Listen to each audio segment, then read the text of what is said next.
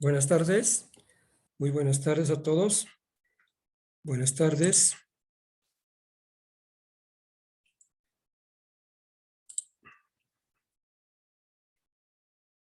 Buenas tardes. ¿Cómo se escucha el audio, por favor? ¿Cómo se escucha el audio? Se escucha bien, Licen. Muchas gracias por la confirmación. Bien, vamos a dar inicio a la clase de hoy día. Hoy día terminamos la historia de los presidentes de Bolivia en su segunda parte y luego vamos a entrar a las preguntas de examen. No sé si vamos a alcanzar, son varias preguntas de examen, pero a lo que nos alcanza el tiempo vamos a tratar de responder las preguntas y también les voy a pasar hoy día, para los que no tienen, la primera y segunda parte de los presidentes. Esto, por favor, les pido que lo descarguen, ¿no? Porque yo pongo a lo mucho por un día y luego lo borro, ¿no? Lo quito del internet por temas de espacio en el celular. Es que sí que uno tiene un día para poder descargar y guardar sus diapositivas en sus celulares o en la nube, ¿no?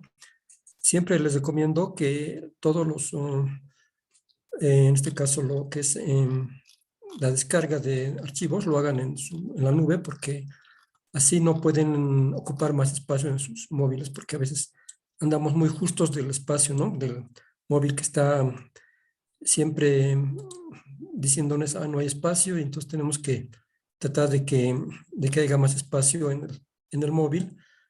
Y entonces, cuando ustedes tengan una cuenta, pues ahí nomás pueden guardar todo, incluso videos, fotos, ¿no?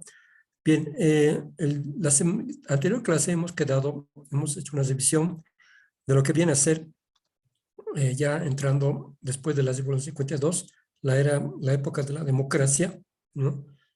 Hemos hablado de lo que es, en este caso, el fin de los gobiernos militares, que es una etapa importante en la historia de Bolivia de 1952 a 1982. Durante esos 30 años ocurrieron muchos gobiernos y desgobiernos en la historia del país, ¿no? Atentando contra la democracia con algunos golpes militares y con algunas juntas militares que se tomaron el poder.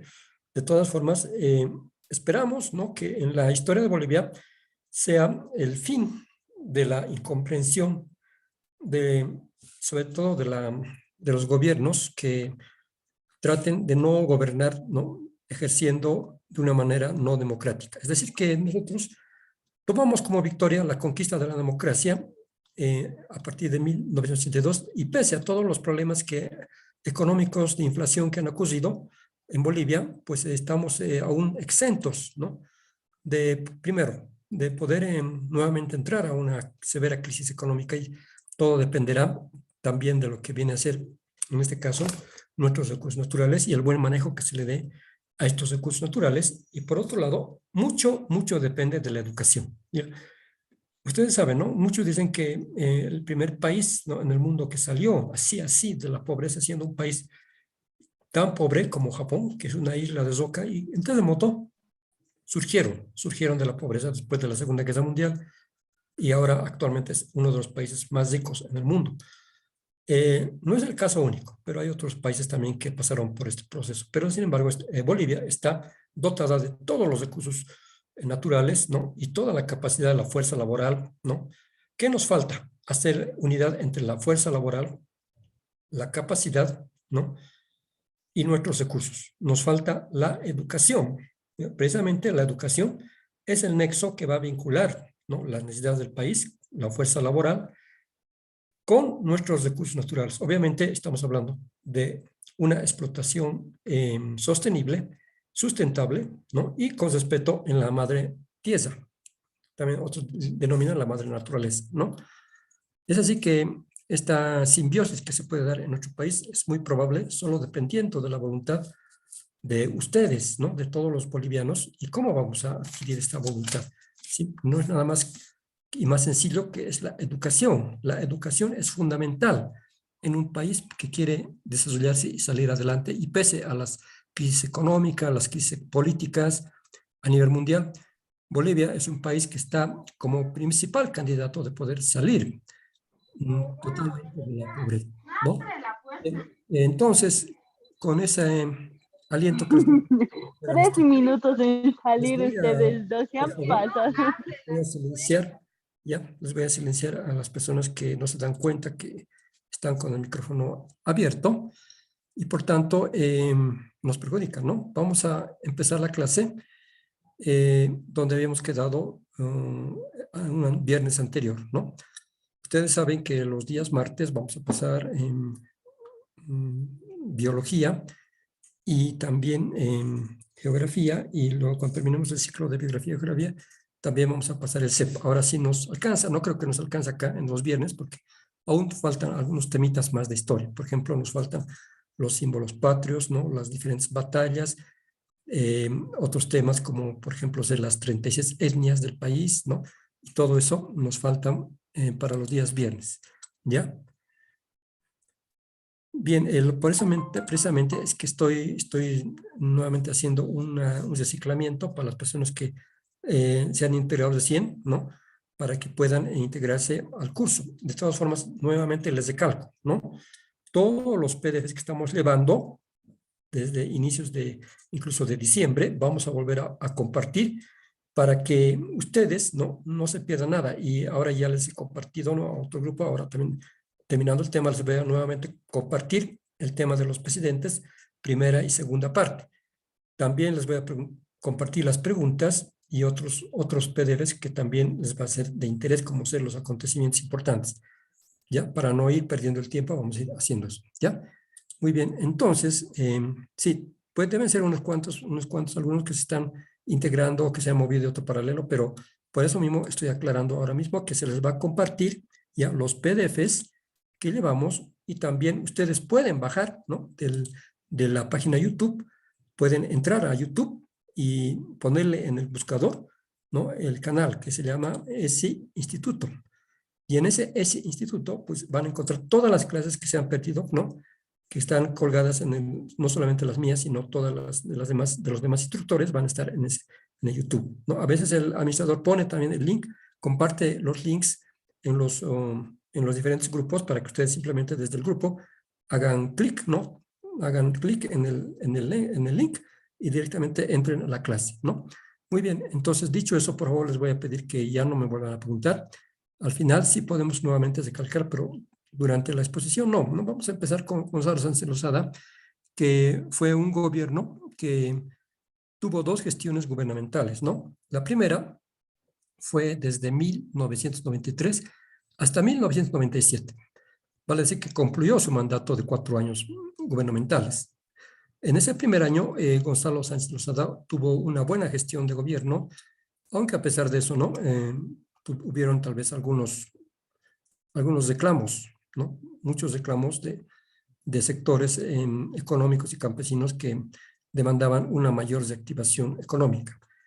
Ustedes saben que Gonzalo Sánchez Lozada gana las elecciones, ¿no?, de 1993, donde asume la presidencia. Él nació en La Paz el 1 de julio de 1930 y actualmente está prófugo en Estados Unidos, como ustedes saben. Él fue presidente en 2 oportunidades, del 6 de agosto de 1993 al 6 de agosto de 1997 y del 6 de agosto de 2022 al 17 de octubre de 2003, donde es deslocado y tiene que salir a causa de lo que provocó. La historia lo dice, ¿no?, como bajo el nombre de la Guerra del Gas. Pero antes de seguir, vamos a hacer una observación.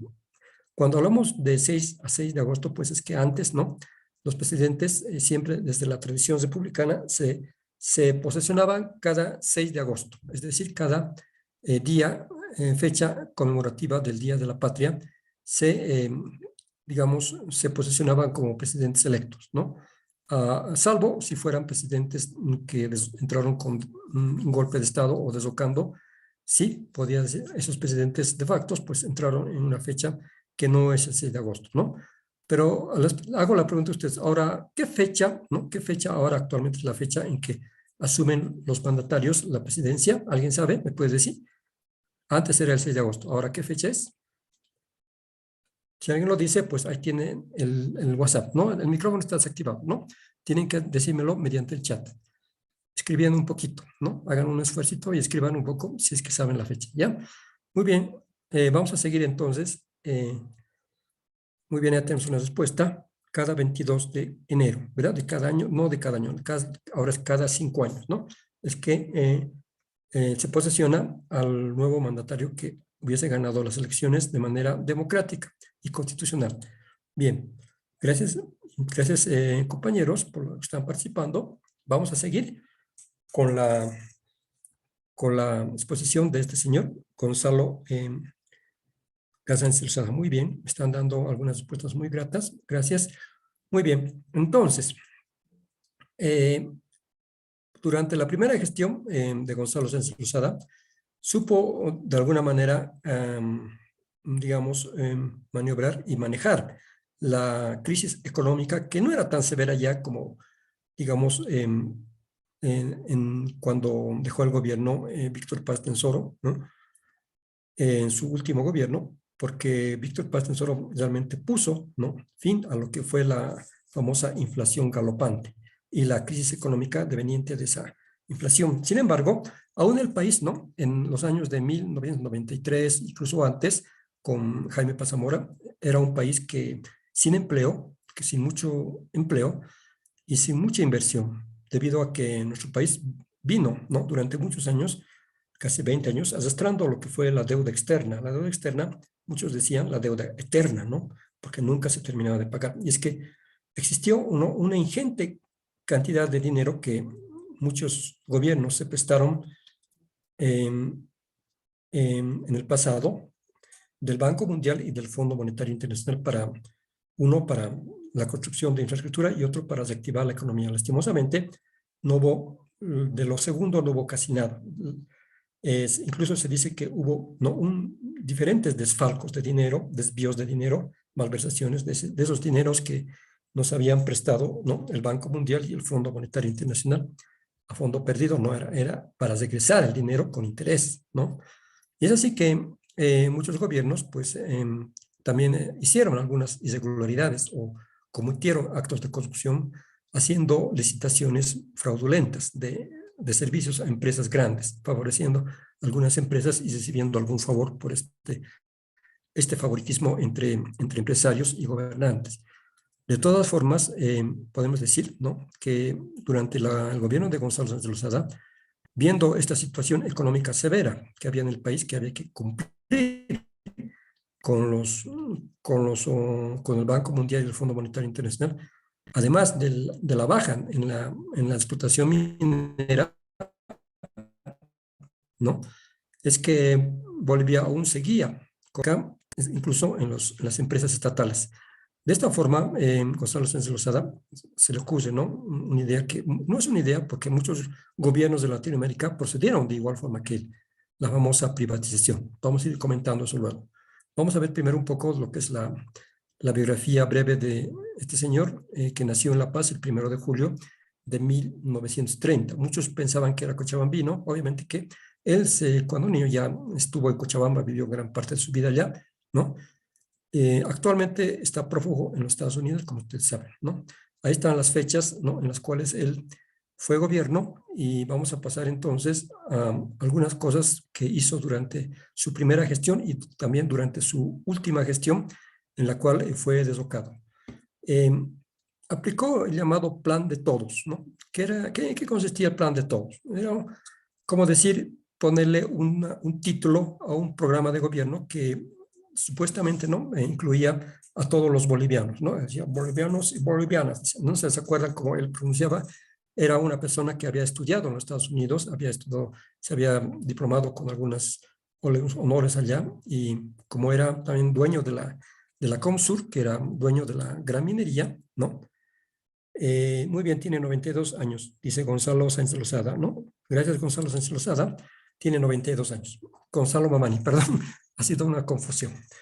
Bien, entonces, este señor tenía también gran apego, ¿no?, de las personas que pensaban que por solo tener un dejo de inglés, ¿no?, tener ese dejo de inglés, era una persona millonaria. Obviamente tenía dinero, era empresario minero, ¿no?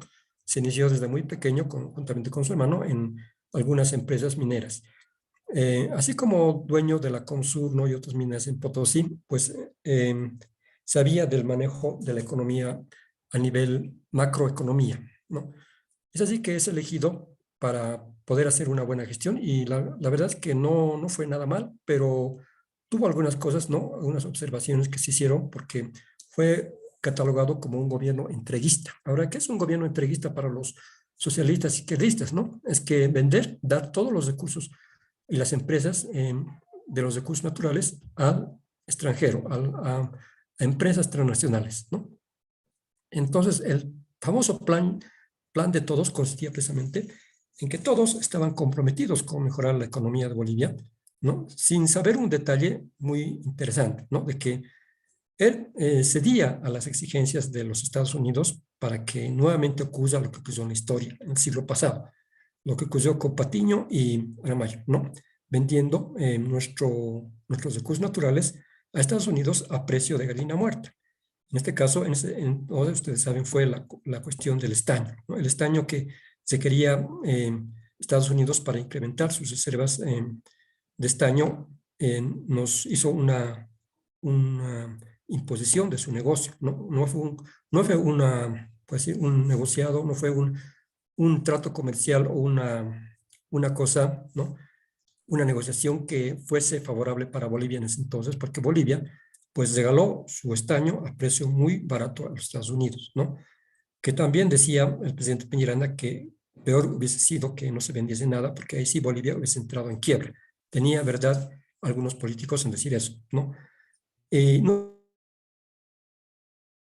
esa misma historia se estaría repitiendo con Gonzalo Sánchez Lozada al intentar en este caso, en su segunda gestión, ¿no? Vender nuestro gas natural, nuestro gas a los Estados Unidos, pero a un precio barato, a un precio preferencial para los Estados Unidos y con algunas prerrogativas más para Estados Unidos, para que, en este caso, ¿no? En las empresas nacionales, que la mayor parte eran americanas o capitales, digamos, juntados, ¿no? Asociados, ¿no?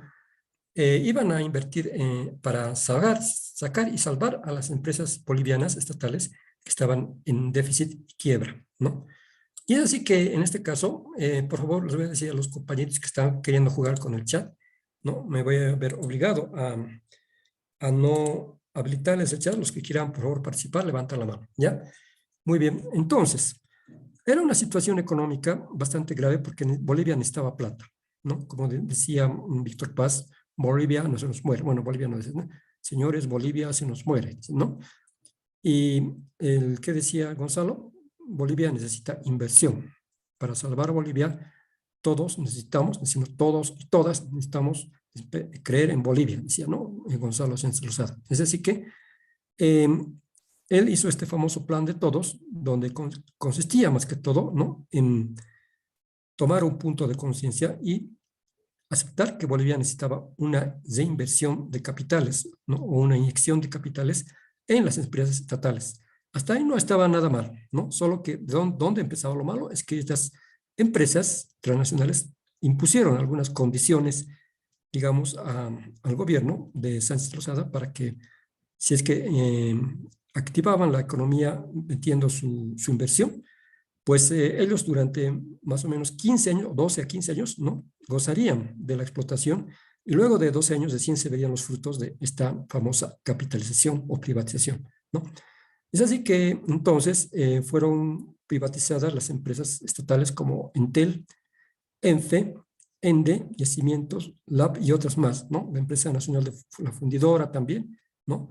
Empresas estratégicas, aunque sabemos que el Lloyd Aeroboliviano fue una empresa que quebró porque también hubo mucha corrupción, ¿no? Durante muchos años en la línea bandera del Lloyd Aeroboliviano, ¿no? Que fue una línea bandera. Línea bandera significa que es una línea que representa a un país, ¿no? Por ejemplo, la línea bandera de Argentina, antes eran también las aerolíneas argentinas que también entraron en quiebra, ¿no? En este caso, el LAV también quebró, pese a que, bueno, también las causas fueron la mala corrupción y la mala administración de la empresa del Lloyd Aeroboliviano, ¿no? Que los aviones eran bastante viejos y necesitaba requerir una renovación siendo que no se podía dar este préstamo porque el Lloyd entró en deuda y no hubo una transparencia en los manejos presupuestarios y de gestión de esta empresa, por tanto, también tuvo que quebrar, ¿no? Entonces, los inversionistas, en esa vez el Lloyd estaba casi en quiebra, igual, ¿no? Privatizaron el LAB, Yacimientos, ENDE, ENFE, Entel y otras empresas, ¿no? Estos inversionistas privados de transnacionales querían, ¿no?, el 50%. Por lo general, cuando es una capitalización o privatización, siempre van a pedir el 50% o 51% como mínimo, o a veces no, exageradamente hasta el 60% de todas las acciones. Es decir que por sus bienes activos, o por, perdón, sus bienes fijos, la empresa, digamos, el ENFE, dividen. La empresa hacen una evaluación monetaria y en eso dividen en partes, ¿no? El valor. Dividiendo en partes al valor, a eso se lo llama acciones, ¿no? Acciones. Y entonces esas acciones con un fondo fiduciario, pueden decir, un respaldo internacional, ¿no?, son susceptibles de poder ser negociables. Entonces, ¿qué pasó con las empresas? El gobierno aceptó que los inversionistas entrasen con el 50% de las acciones, digamos, catalogándose como dueños parciales o casi más de los parciales, ¿no? Para, en este caso, poder administrar la empresa, no podemos decir a su antojo, ¿no?, sino a lo que ellos vieren por conveniente hacerse, por ejemplo, hacer despidos de personal, empleados que estaban excedentarios en cada empresa. Evidentemente, ¿no? Por mucho tiempo, estas empresas acogió a parásitos, como por ejemplo funcionarios que no hacían nada, ¿no?, en las empresas y que chupaban de los salarios del Estado a través de estas empresas y otras instituciones estatales. La primera condición que era los inversionistas, pues era despedir, ya que había mucho personal inútil y parasitario en las diferentes empresas estatales, ¿no? Bueno, se accedió a eso, muchas tuvieron que despedir a mucho personal, ¿no? Pues dice, ¿no? Personal que estaba excesivamente sedentario o supernumerarios, ¿no? También en este caso, durante la gestión del gobierno de Sánchez Lozada, se promulgó la ley de participación popular que consistió precisamente en una abertura, ¿no?, de la participación de todos los sectores del país para que pudiesen, en este caso, participar en el destino de su región, participando con asambleas, y esto también fue de manera vinculante con las decisiones del gobierno, pero no es tanto como fue ahora, ¿no?, más organizado en comunidades, en regiones autónomas. Ya recién se salió la ley de las autonomías y descentralización, pero de todas formas ya estaba puesto sobre la mesa, ¿no?, la ley de participación popular. Y en el campo de la educación impulsó la reforma educativa, con la famosa ley, ¿no?, de reforma educativa 1565, que instauró la educación intercultural y bilingüe. ¿Qué consistía esto, no? Primeramente, que la educación se integraba, no había diferencia entre lo que era la educación unicultural y pluricultural en cuanto al idioma, ¿no? Es que la educación se volvió intercultural y plurilingüe, podemos decir, o bilingüe. Lengua 1 y lengua 2, en ese entonces algunos recuerdan, lengua 1 y L1 y L2, ¿no? Si tu lengua 1 era el castellano y tu lengua 2 era el aymara, pues tú tendrías derecho a recibir educación en castellano y en aymara, o al revés también. Si tu lengua 1 era el quechua y tu segunda lengua era el castellano, pues tendrías que haber recibido tu educación en quechua. Muchos prefirieron, los colegios, no les digo, ¿no?, esto es la realidad, ¿no? En los colegios de las provincias prefirieron recibir educación en castellano. ¿Por qué? Porque pensaban que su idioma propio era un motivo de ser discriminados, ¿verdad? Ustedes mismos pueden decir, discriminaron y menospreciaron su idioma. Por tanto, todos querían recibir educación en castellano. De todas formas, se dio, ¿no?, la forma de poder hacer o promover una educación bilingüe en todas las unidades educativas, incluso urbanas y rurales de la provincia, ¿no? La educación intercultural consistía precisamente en hacer, ¿no?, una interacción entre las diferentes culturas que pudiesen integrarse en un solo proyecto educativo bajo el plan de todos, ¿no? Así que también durante la gestión de Gonzalo Sánchez Lozano, de Lozada creó el bono solidario, ¿no?, el famoso bono sol, que también fue en algún momento modificado por el señor Hugo Banzer Suárez, pero fue un bono que hasta la actualidad existe, ¿no?, actualmente bajo el nombre de bono dignidad para las personas adultas mayores a partir de los 60 años.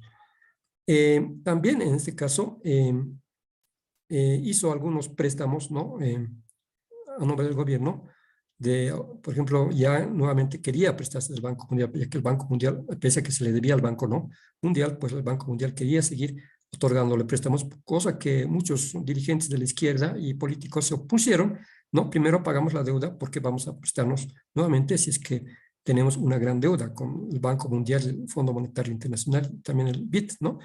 Es así que en este caso, Gonzalo Sánchez Lozada, pues no vio lo más conveniente de hacer la famosa privatización impuesta por los mismos inversionistas, ¿no?, transnacionales que impusieron sus condiciones. Él aceptó eso, ¿no?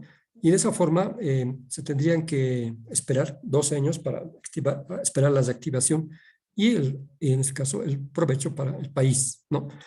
Eh, Durante su segundo mandato, que fue el más nefasto, ¿no?, porque fue elegido gracias a que tenía un proyecto interesante, entre comillas, ¿no?, Gonzalo Sáenz Lozada y el MNR, pues en este caso, en su segunda reelección, ¿no?, eh, fue obligado a renunciar, ¿no?, porque, bueno, él trató de subsanar lo que fue el déficit presupuestario de la nación, del Estado, ya que aún habiendo realizándose la capitalización, ¿no?, el Estado sufría de un déficit presupuestario bastante tremendo debido a la gran corrupción que de años pasados, ¿no?, que era profunda y totalmente descarada la corrupción que, como le dije, hacían desvíos y malversaciones de dinero, ¿no?, malgastos y, digamos, como se solicitaban empresas a licitaciones de modo, digamos, de un modo muy corrupto,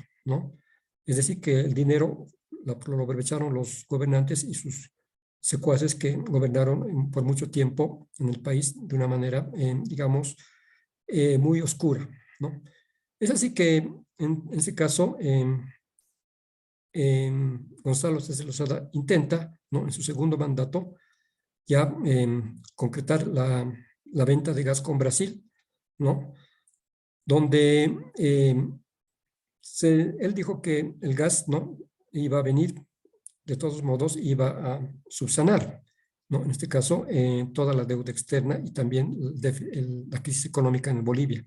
Claro, tardó todavía unos 5 o 6 años en venir el gas, pero en ese entonces él tuvo que imponer, ¿no?, un impuesto al salario de los trabajadores, al salario y que estaba por la COP establecido como salario mínimo vital, ¿no?, que en ese entonces creo que era de 700 o 1.200 bolivianos, no recuerdo bien, pero lo que sí sé es que era un salario que no alcanzaba, ¿no? Por ejemplo, un obrero, un minero que tenía, a lo mínimo tenía 4 hijos, ¿no?, otros tenían 6, 7, 8, 9, 10 hijos, no les alcanzaba para poder mantener, ¿no?, en este caso a toda la familia. Y encima de que el salario era magro, era pobre, ¿no?, viene con este famoso impuestazo al salario, que era de aproximadamente un 24 o 25% sobre el salario, digamos, mínimo, ¿no? De esta forma, fue la gota que se basó el malestar, ¿no?, la paciencia del pueblo boliviano, ya que todos los días habían marchas, protestas, bloqueos, por un lado, por otro lado. Y es que también la actividad sindicalista fue intensa en esas épocas porque los requerimientos eran, digamos, muy ciegos de los dirigentes sindicalistas, sabiendo que el país era un estado depauperado, ¿no? Exigían aumento salarial, exigían muchas cosas, ¿no? Entonces, ¿qué pasó? Pasó que el gobierno de Sáenz Lozada decretó este impuestazo al salario, lo que a muchos asalariados les cayó como un balde de agua fría, especialmente a los que tenían salarios más pobres, como los obreros, mineros, el sector tal vez un poquito más, el sector de la policía, ¿no?, y otros sectores de trabajadores, incluso de los maestros, ¿no?, recibieron como un balde de agua fría. ¿Qué hizo? El pueblo salió a protestar, ¿no?, en la ciudad del Alto. Pero además se conoció otro dato, ¿no? Estando Bolivia en un estado de crisis donde había bastante gas, ¿no?, se había descubierto el gas y que el gas era digamos, el milagro, ¿no?, de la economía boliviana, pues los bolivianos no gozábamos del gas, ¿no? Todos los días eran filas de gases, bloqueando las calles, ¿no? Filas enteras de gas porque el gas era insuficiente para el consumo interno. O sea, me refiero a las gasafas, ¿no? No a la cañería, sino en ese entonces no había la distribución por gas en nuestro país. Aún, imagínense, en esa época ya existía gas por cañería en la Argentina, en Chile, Buenos Aires, en Santiago y en Brasil también, ¿no? Y es que en nuestro país, pues, recién, luego de unos 10 años, llega recién el gas, ¿no?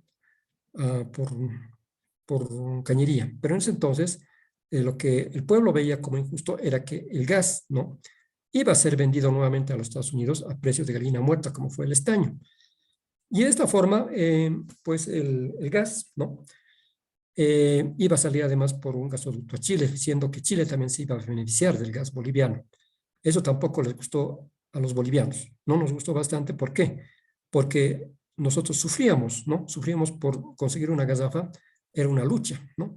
La gasafa solamente duraba 15 días y digamos, cada 15 días tenías que ir o cada semana tenías que estar constantemente preocupado de que el gas no venía, e ibas a buscar el gas, ¿no? A todo lado, alzando una gasafa de más o menos unos 12, 15 kilos, pues era pesado, ¿no? Y entonces, ¿cómo va a vender nuestro gas? Decía la gente, ¿no? A los Estados Unidos, sabiendo que a nosotros nos falta, que a los bolivianos no gozamos de ese recurso natural y que nace en nuestro país, ¿no? ¿Y por qué Estados Unidos o el gobierno de Sánchez Lozada tiene que ceder a las exigencias de los Estados Unidos? Precisamente por esto de la capitalización, ¿no? Y por esto de los famosos préstamos, ¿no? Entonces, Estados Unidos le dice, primero hagamos esto, impone estas medidas, luego hablamos, ¿no? Entonces, primero el impuestazo y luego la venta del gas. Es decir, que nuevamente se iba a cometer el mismo error del siglo pasado de vender nuestros recursos naturales a precios de gallina muerta, para casi ningún beneficio para el Estado, ¿no? El pueblo se alzó, entonces, de lo más, digamos, calientes que estaban, volvieron a salir, pero mucho más calientes los diferentes sectores sociales, ¿no? Hicieron bloqueos, manifestaciones. ¿Y dónde fue? En el Alto. En el Alto siempre, como dicen, ¿no? El Alto nunca de pie, siempre, el Alto nunca de rodillas, no sé cómo dicen, ¿no? Pero algo así. Y entonces, siempre que en el Alto empezaron, ¿no? Todos los movimientos, en este caso, sociales, ¿no? De protesta. Y así que había una marcha que estaba originándose en el Alto para que iba a bajar hasta la sede de gobierno, o sea, hasta La Paz, hasta La Hollada, de diferentes sectores sociales, ¿no? Mujeres, hombres, todo, y habían ya estaban organizando los bloqueos. Por ejemplo, el Quispe se estaba organizando los bloqueos en su región, que era Chacachi, por todas las regiones, ¿no? Evo Morales en la zona del Chapare y así en diferentes lugares, en Oruro, Camino Oruro y todo eso. Es así que se exigió, ¿no? Que se denunciara Sánchez Lozada, ya que esto ya vieron con malos ojos, porque ya más o menos hace un mes y medio ya había denunciado a su vicepresidente, que era el señor Carlos Mesa, porque no estaba de acuerdo con la política de Gonzalo Sánchez Lozada, ¿verdad? Entonces, ¿qué hizo Gonzalo Sánchez Lozada? Sacó por la fuerza, ¿no? Al ejército, como capitán de las fuerzas, sacó a reprimir a todo el pueblo, ¿no? Especialmente al Alto, donde empezaron las masacres, ¿no? El ejército disparó a quemarropa a muchos manifestantes, murieron como 67 personas en esa balacera y otros tantos heridos también, y con eso explotó el país. La verdad es que explotó en las tres ciudades principales, en La Paz, Oruro y Cochabamba, y también en Santa Cruz, ¿no? Y en Potosí también, ¿no? Es así que en eso, con esa presión social y con los muertos de por medio, pues Gonzalo Sánchez Lozada no le quedó más que escapar, no decir renunciar, sino escapar, porque hizo tan mal en sacar al ejército, podía haber reprimido con policías, pero no con balas, ¿verdad? Entonces, eh, tuvo que escapar, aceptó su error, lo llevaron de un helicóptero desde Ipavia hasta el aeropuerto y de escapar a Estados Unidos, ¿no? Con su ministro famoso Sanz Versailles, que le decían el Soso, que era el ministro del Interior también y que había planificado todo su órgano represivo, ¿no? Y otras autoridades también tuvieron que escapar. Es así que en este caso se lo considera como un prófugo que tendría que dar a la justicia por los 60 y pico muertos que ocasionó y lastimosamente tuvo esa salida, ¿no? Bueno, esa fue la famosa guerra del gas, ¿ya? La famosa guerra del gas que ocurrió durante el gobierno de la última gestión de Gonzalo Sánchez Lozada. Bien, vamos a ir pasando para no ir demorando. Se durmió, la computadora también se durmió, ¿verdad? Vamos a hablar de este señor Jorge Quiroga Ramírez, pero vamos a hacer una explicación, ¿no? Jorge Quiroga Ramírez, que había gobernado desde el 2001 a 2002, ¿ya? Como, en este caso, como un presidente que se hizo cargo, ¿no? Porque él fue el vicepresidente de Hugo Banzer Suárez, ¿no? cuando Hugo Banzer Suárez, pues en este caso, em, tuvo esta enfermedad del cáncer, tuvo que salir del gobierno, ya estaba totalmente, ¿cómo se dice? Totalmente, bueno, no me acuerdo la palabra, pero estaba, ¿no?, ya desahuciado por la enfermedad, ya no podía recuperarse por el cáncer que era avanzado, pues tuvo que verse obligado a renunciar al gobierno, ¿no? Y entró este señor Jorge Tuto Quiroga Ramírez como vicepresidente, que era de él, pues tuvo que hacerse cargo de la presidencia, ¿no? Él nació el 5 de mayo de 1960 en Cochabamba y actualmente vive en la ciudad de La Paz. Bueno, no sé si actualmente vive en La Paz o creo que en Cochabamba o creo que también en Estados Unidos. Ejerció la vicepresidencia hasta el 6 de agosto del año 2001. Fue presidente de Bolivia a partir del 7 de agosto de 2001 tras la denuncia de Hugo Banzer Suárez. Hugo Banzer Suárez, que era un militar general, ya no entró como un gobierno militar, sino como un gobierno democrático, ¿no? De la Acción Democrática Nacionalista. También es que fue un gobierno, ¿no?, en el que Hugo Banzer Suárez pues trató de hacer, ¿no?, lo contrario que hizo durante su gobierno dictatorial, ¿no? Por ejemplo, creó la Defensoría del Pueblo y otras instancias de derechos humanos para poder, en este caso, ¿no?, deshacer su gobierno militar de década pasada. Bien, entonces, ¿qué pasó? En este caso, como muere, pues los reemplaza el señor Jorge Quiroga Ramírez, ¿no? Algunas cosas importantes de Jorge Quiroga Ramírez, ¿no?, es que llevó adelante este proceso de institucionalización de instituciones estatales, por ejemplo, del Servicio Nacional de Caminos y otras empresas, ¿no? Ahora, ¿qué significaba el proceso de institucionalización? Significaba que muchas empresas, ¿no?, estaban en peligro, podemos decir, ¿no?, de lo que fue la capitalización, que los empresarios veían con ojos reales que había personal supernumerario en las empresas o en las instituciones estatales, o en las empresas estatales, y que había que despedir personal que era inútil para poder reactivar la economía. Evidentemente, ¿no?, el Estado estaba sobrecargado de personal inútil, parasitario, que recibían un sueldo por no hacer nada, ¿no?, prácticamente solamente sentarse en una silla, ¿no?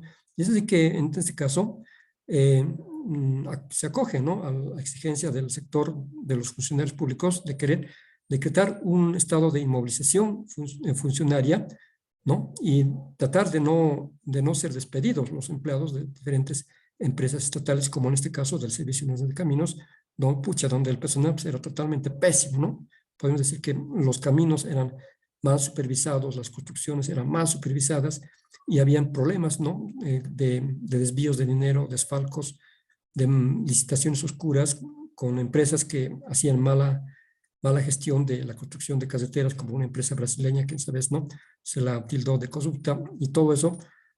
Entonces, el personal, ¿no?, que estaba en las diferentes instituciones del Estado no era un personal capacitado, los funcionarios mucho menos, ¿no? Entonces tenían nomás que despedirse a mucha gente de las instituciones estatales para poder sanear la economía del Estado. Entonces, por eso mismo, durante el gobierno de Tuto le obligan a firmar este proceso de institucionalización, donde consistía prácticamente en no despedir a ningún funcionario de las empresas estatales, ¿no?, o instituciones estatales, como el Servicio Nacional de Caminos o el Servicio Nacional de Impuestos Internos, ¿ya?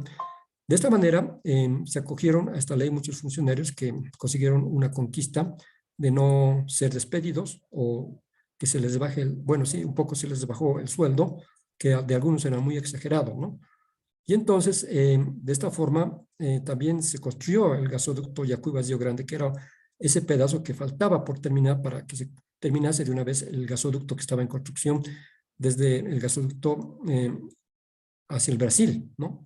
Ese famoso gasoducto que ya posteriormente y actualmente no está rindiendo los frutos gracias a que el gas se exporta por ese famoso gasoducto, ¿no?, desde Yacuiba hasta Río Grande y de ahí hasta la frontera con lo que venía a ser Quijazo y todo eso, ya lo que viene a ser territorio brasileño, ¿no?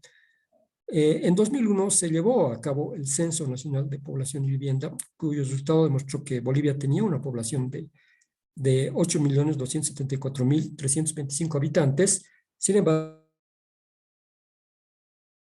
fue muy cuestionado este dato, ya que muchas personas, especialmente habitantes de las provincias, no se dejaron censar, ya que pensaban que este censo era para ponerles impuestos o quitarles sus casas, como siempre, ¿no? Se pensó así, y de esta forma hubo un sabotaje a este famoso censo, ya que se realizó, de todas formas, gastando cientos de bolivianos como presupuesto, dio una cifra que tal vez un poco dudosa, ¿no? De 8.274.000, siendo que posiblemente en Bolivia hayan existido casi 10 millones de habitantes en ese censo, ¿no? Se aprobó una ley también para modernizar la Carta Magna, es decir, la nueva Constitución Política del Estado, que necesitaba o se quería ser modificada, ¿no? Como, o actualizada, podemos decir, ¿no?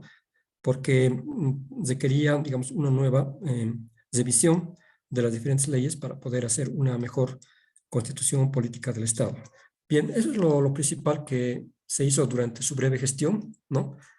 Y bueno, hablando antes, ¿no?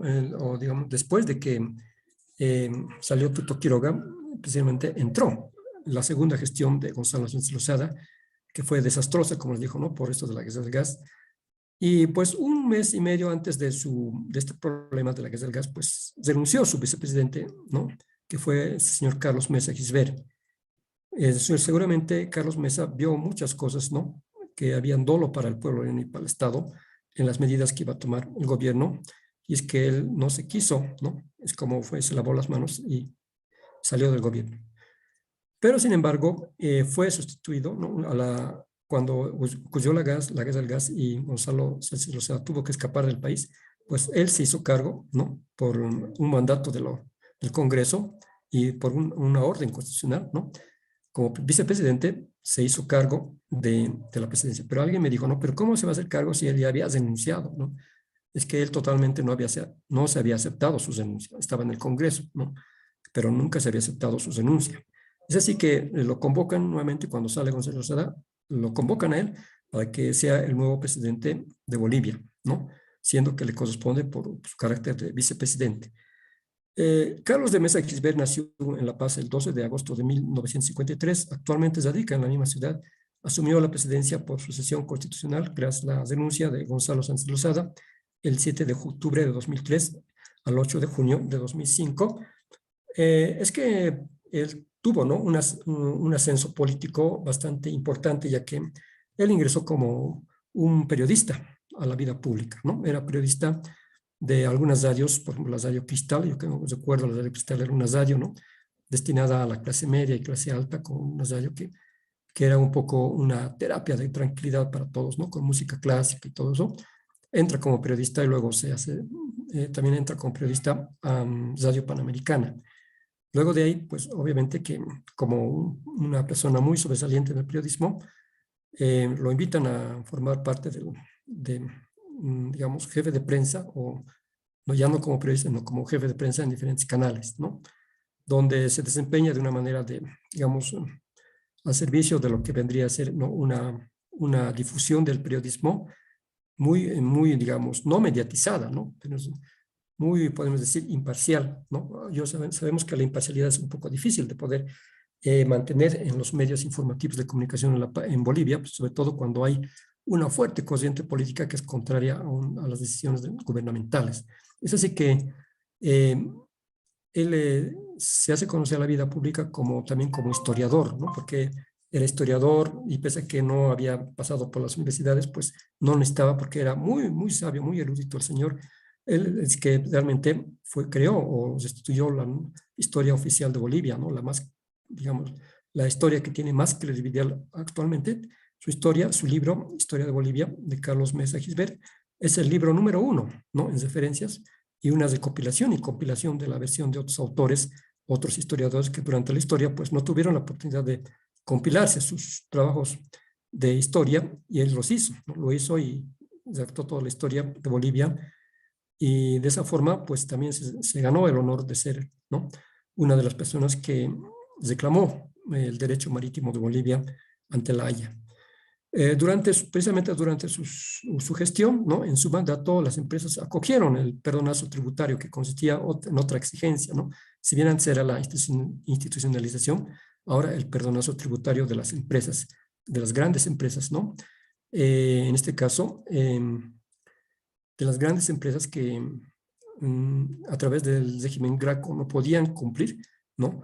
Con su pago al Estado, con sus impuestos. Una de esas empresas, por ejemplo, era la Cervecería Boliviana Nacional de Max Fernández, que era una empresa pues que él lo manejó, ¿no? Max Fernández supo, digamos, sacar a la cervecería boliviana de un estado, digamos, que no estaba tampoco, ¿no? En déficit, pero lo llevó, digamos, ¿no? A ser una empresa totalmente exitosa durante su breve gestión, ¿no? Como, en este caso, como accionario mayoritario de la CBN, pues sacó a la cervecería boliviana y estaba creando mercados internacionales para la cerveza, ¿no? Lastimosamente falleció también en otro accidente de avión como Mercado también, ¿no? El exalcalde, no me acuerdo Mercado, creo que era miembro del Bolívar también murió en un accidente aéreo, ¿no?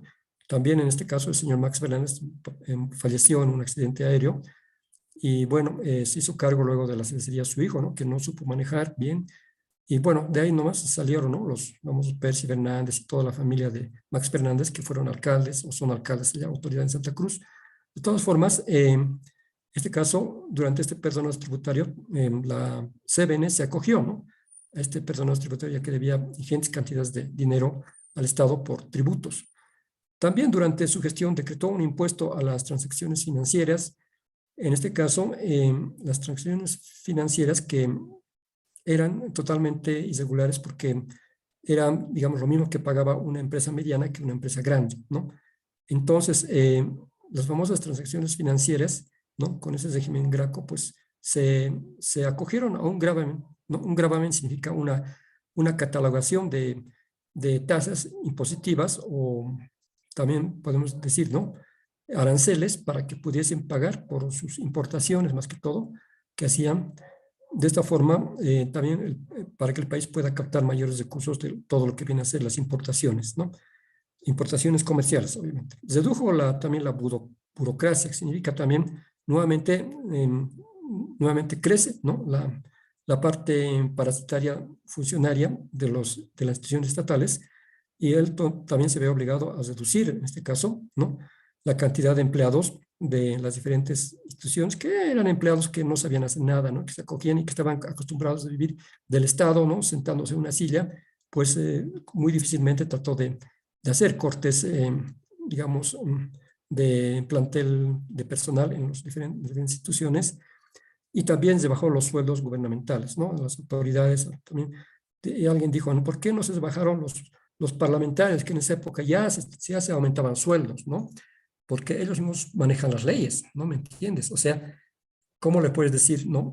A un, digamos, a ver, ¿cómo te puedo decir un ejemplo, no? Si ellos son los que confiscan o fiscalizan, ¿no? Los ingresos de los salarios, ¿cómo le puedes decir a una persona que fiscaliza que él mismo se baje el sueldo? Y moralmente debería ser así, más bien hicieron lo contrario, ¿no? Cada vez se aumentaban sueldos, comisiones, gastos reservados y todas esas cosas que eran pues una puerta a la corrupción, prácticamente los gastos reservados, ¿no? Se debatió el tema de la reivindicación marítima que logró repercusiones internacionales, ¿no?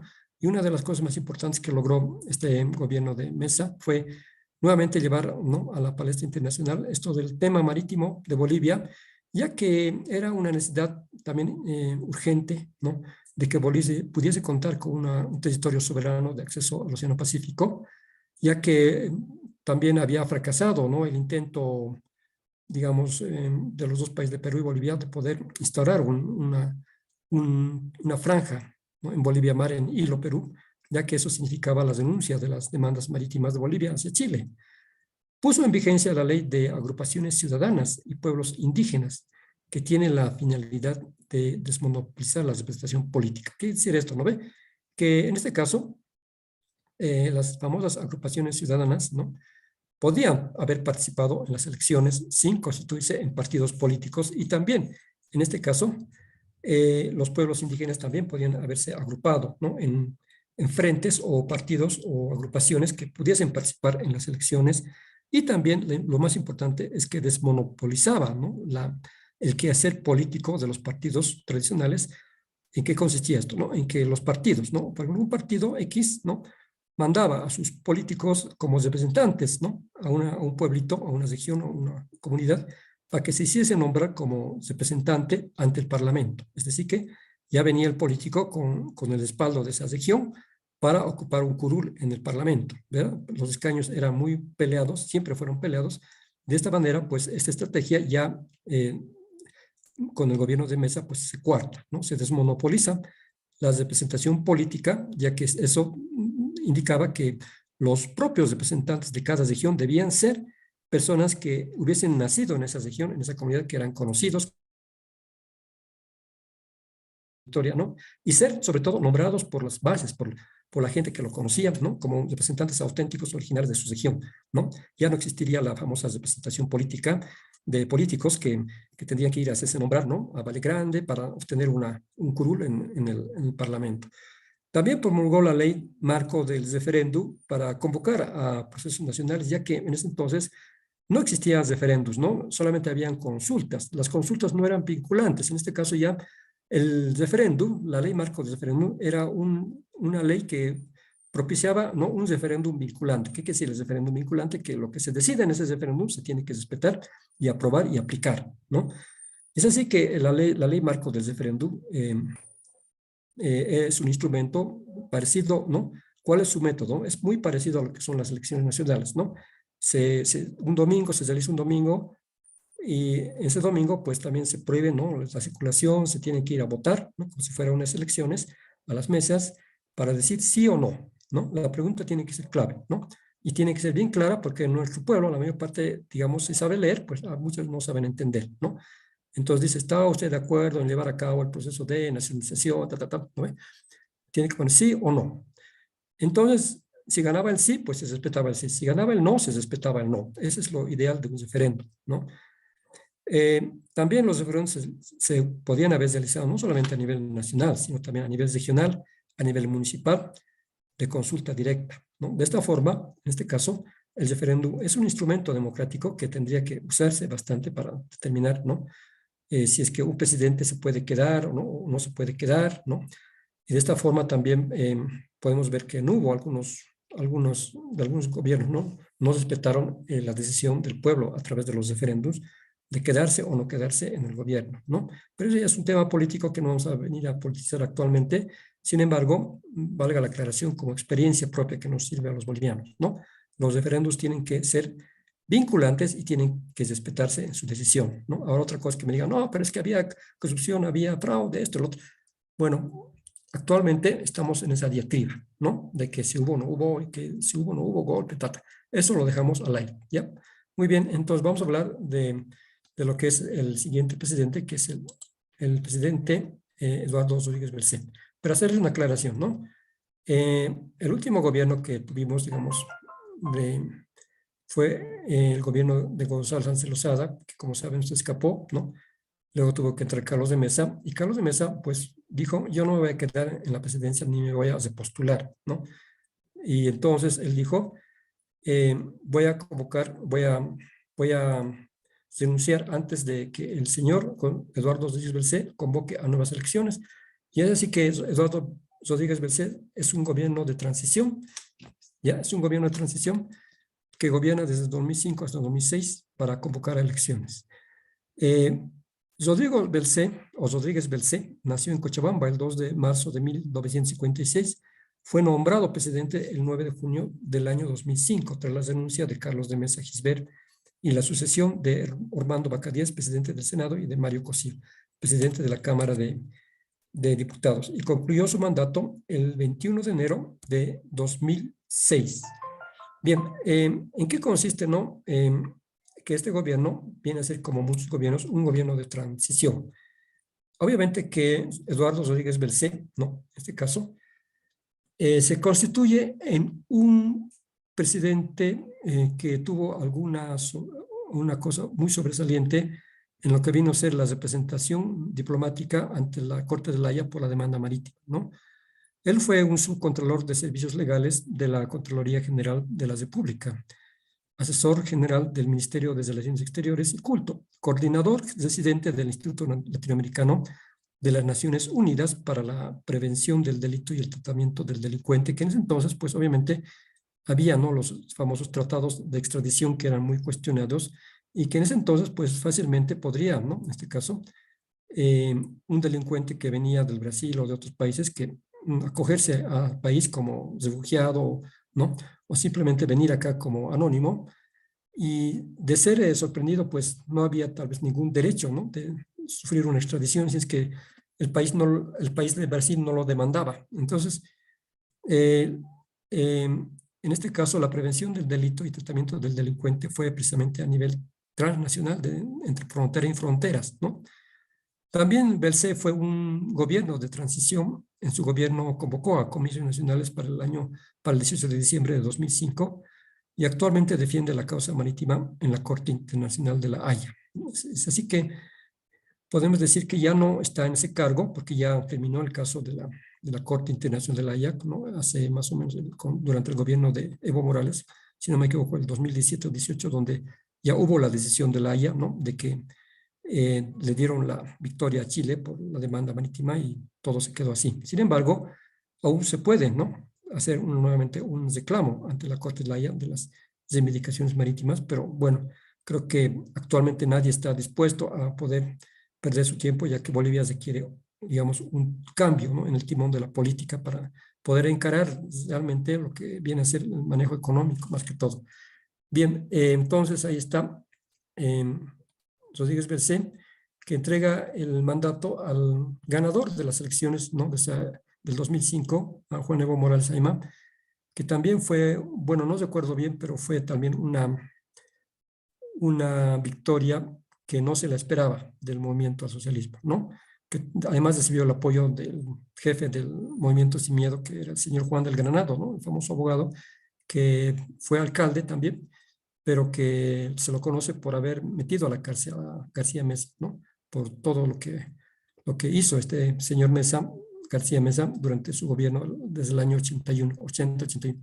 Bien, es que Juan Evo Morales o Evaristo Morales Ayma, ¿no?, nació en Orinoca, Oruro, el 26 de octubre de 1959, fue electo democráticamente y asumió el cargo el 20 de enero del año 2006. Posteriormente logró su reelección el 22 de enero del 2010 y el 12 de octubre de 2014, ¿no? Bueno, ahora ya no continúan el ejercicio, ustedes ya saben un poco de la historia, o vamos a hacerle un poco de recuerdo, ¿no?, a los que tal vez como el señor Evo Morales tuvo problemas en su última gestión. Bien, si alguien, ¿no?, me preguntó cuál fue el presidente que más tiempo duró, no fue Víctor Paz, no, yo no les he dicho que fue Víctor Paz Tensoro el que duró más tiempo, ¿no? Lo que dije, en la pregunta estaba, ¿cuál presidente estuvo por más gestiones presidenciales en la presidencia, ¿no? Fueron dos, ¿no? Víctor Paz Tensoro y José Ignacio Velasco, ¿no? Dos presidentes que ambos tienen 4 gestiones cada uno. Sin embargo, el gobierno que duró más tiempo en la silla presidencial fue Juan Evo Morales Ayma, ¿no? Hagan el cálculo del 2006 al 2019, sale casi 14 años, ¿no? Casi 14 años o más de 14 años, no sé, pero de gestión, ¿verdad? Muy bien, algunos logros importantes de Evo Morales durante su mandato es que recuperó las empresas nacionalizadas por Gonzalo Sánchez Lozada, ¿no? Estas empresas privatizadas que bien dejaron de ser hace 2 años, 3 años, ¿no?, de ser productivas, ya que habían, ¿no?, conocieron los inversionistas de que iba nuevamente a haber una política, ¿no?, de cambio de timón, recuperando las empresas estatales. Es que los inversionistas transnacionales ya no quisieron invertir más en las empresas estatales porque sabían que se venía una nacionalización, ¿no? O podemos decir una recuperación de las empresas privatizadas. Puso en marcha el proceso de alfabetización que era necesario para poder, ¿no?, llevar a cabo los proyectos educativos a las personas que no sabían leer, ¿no?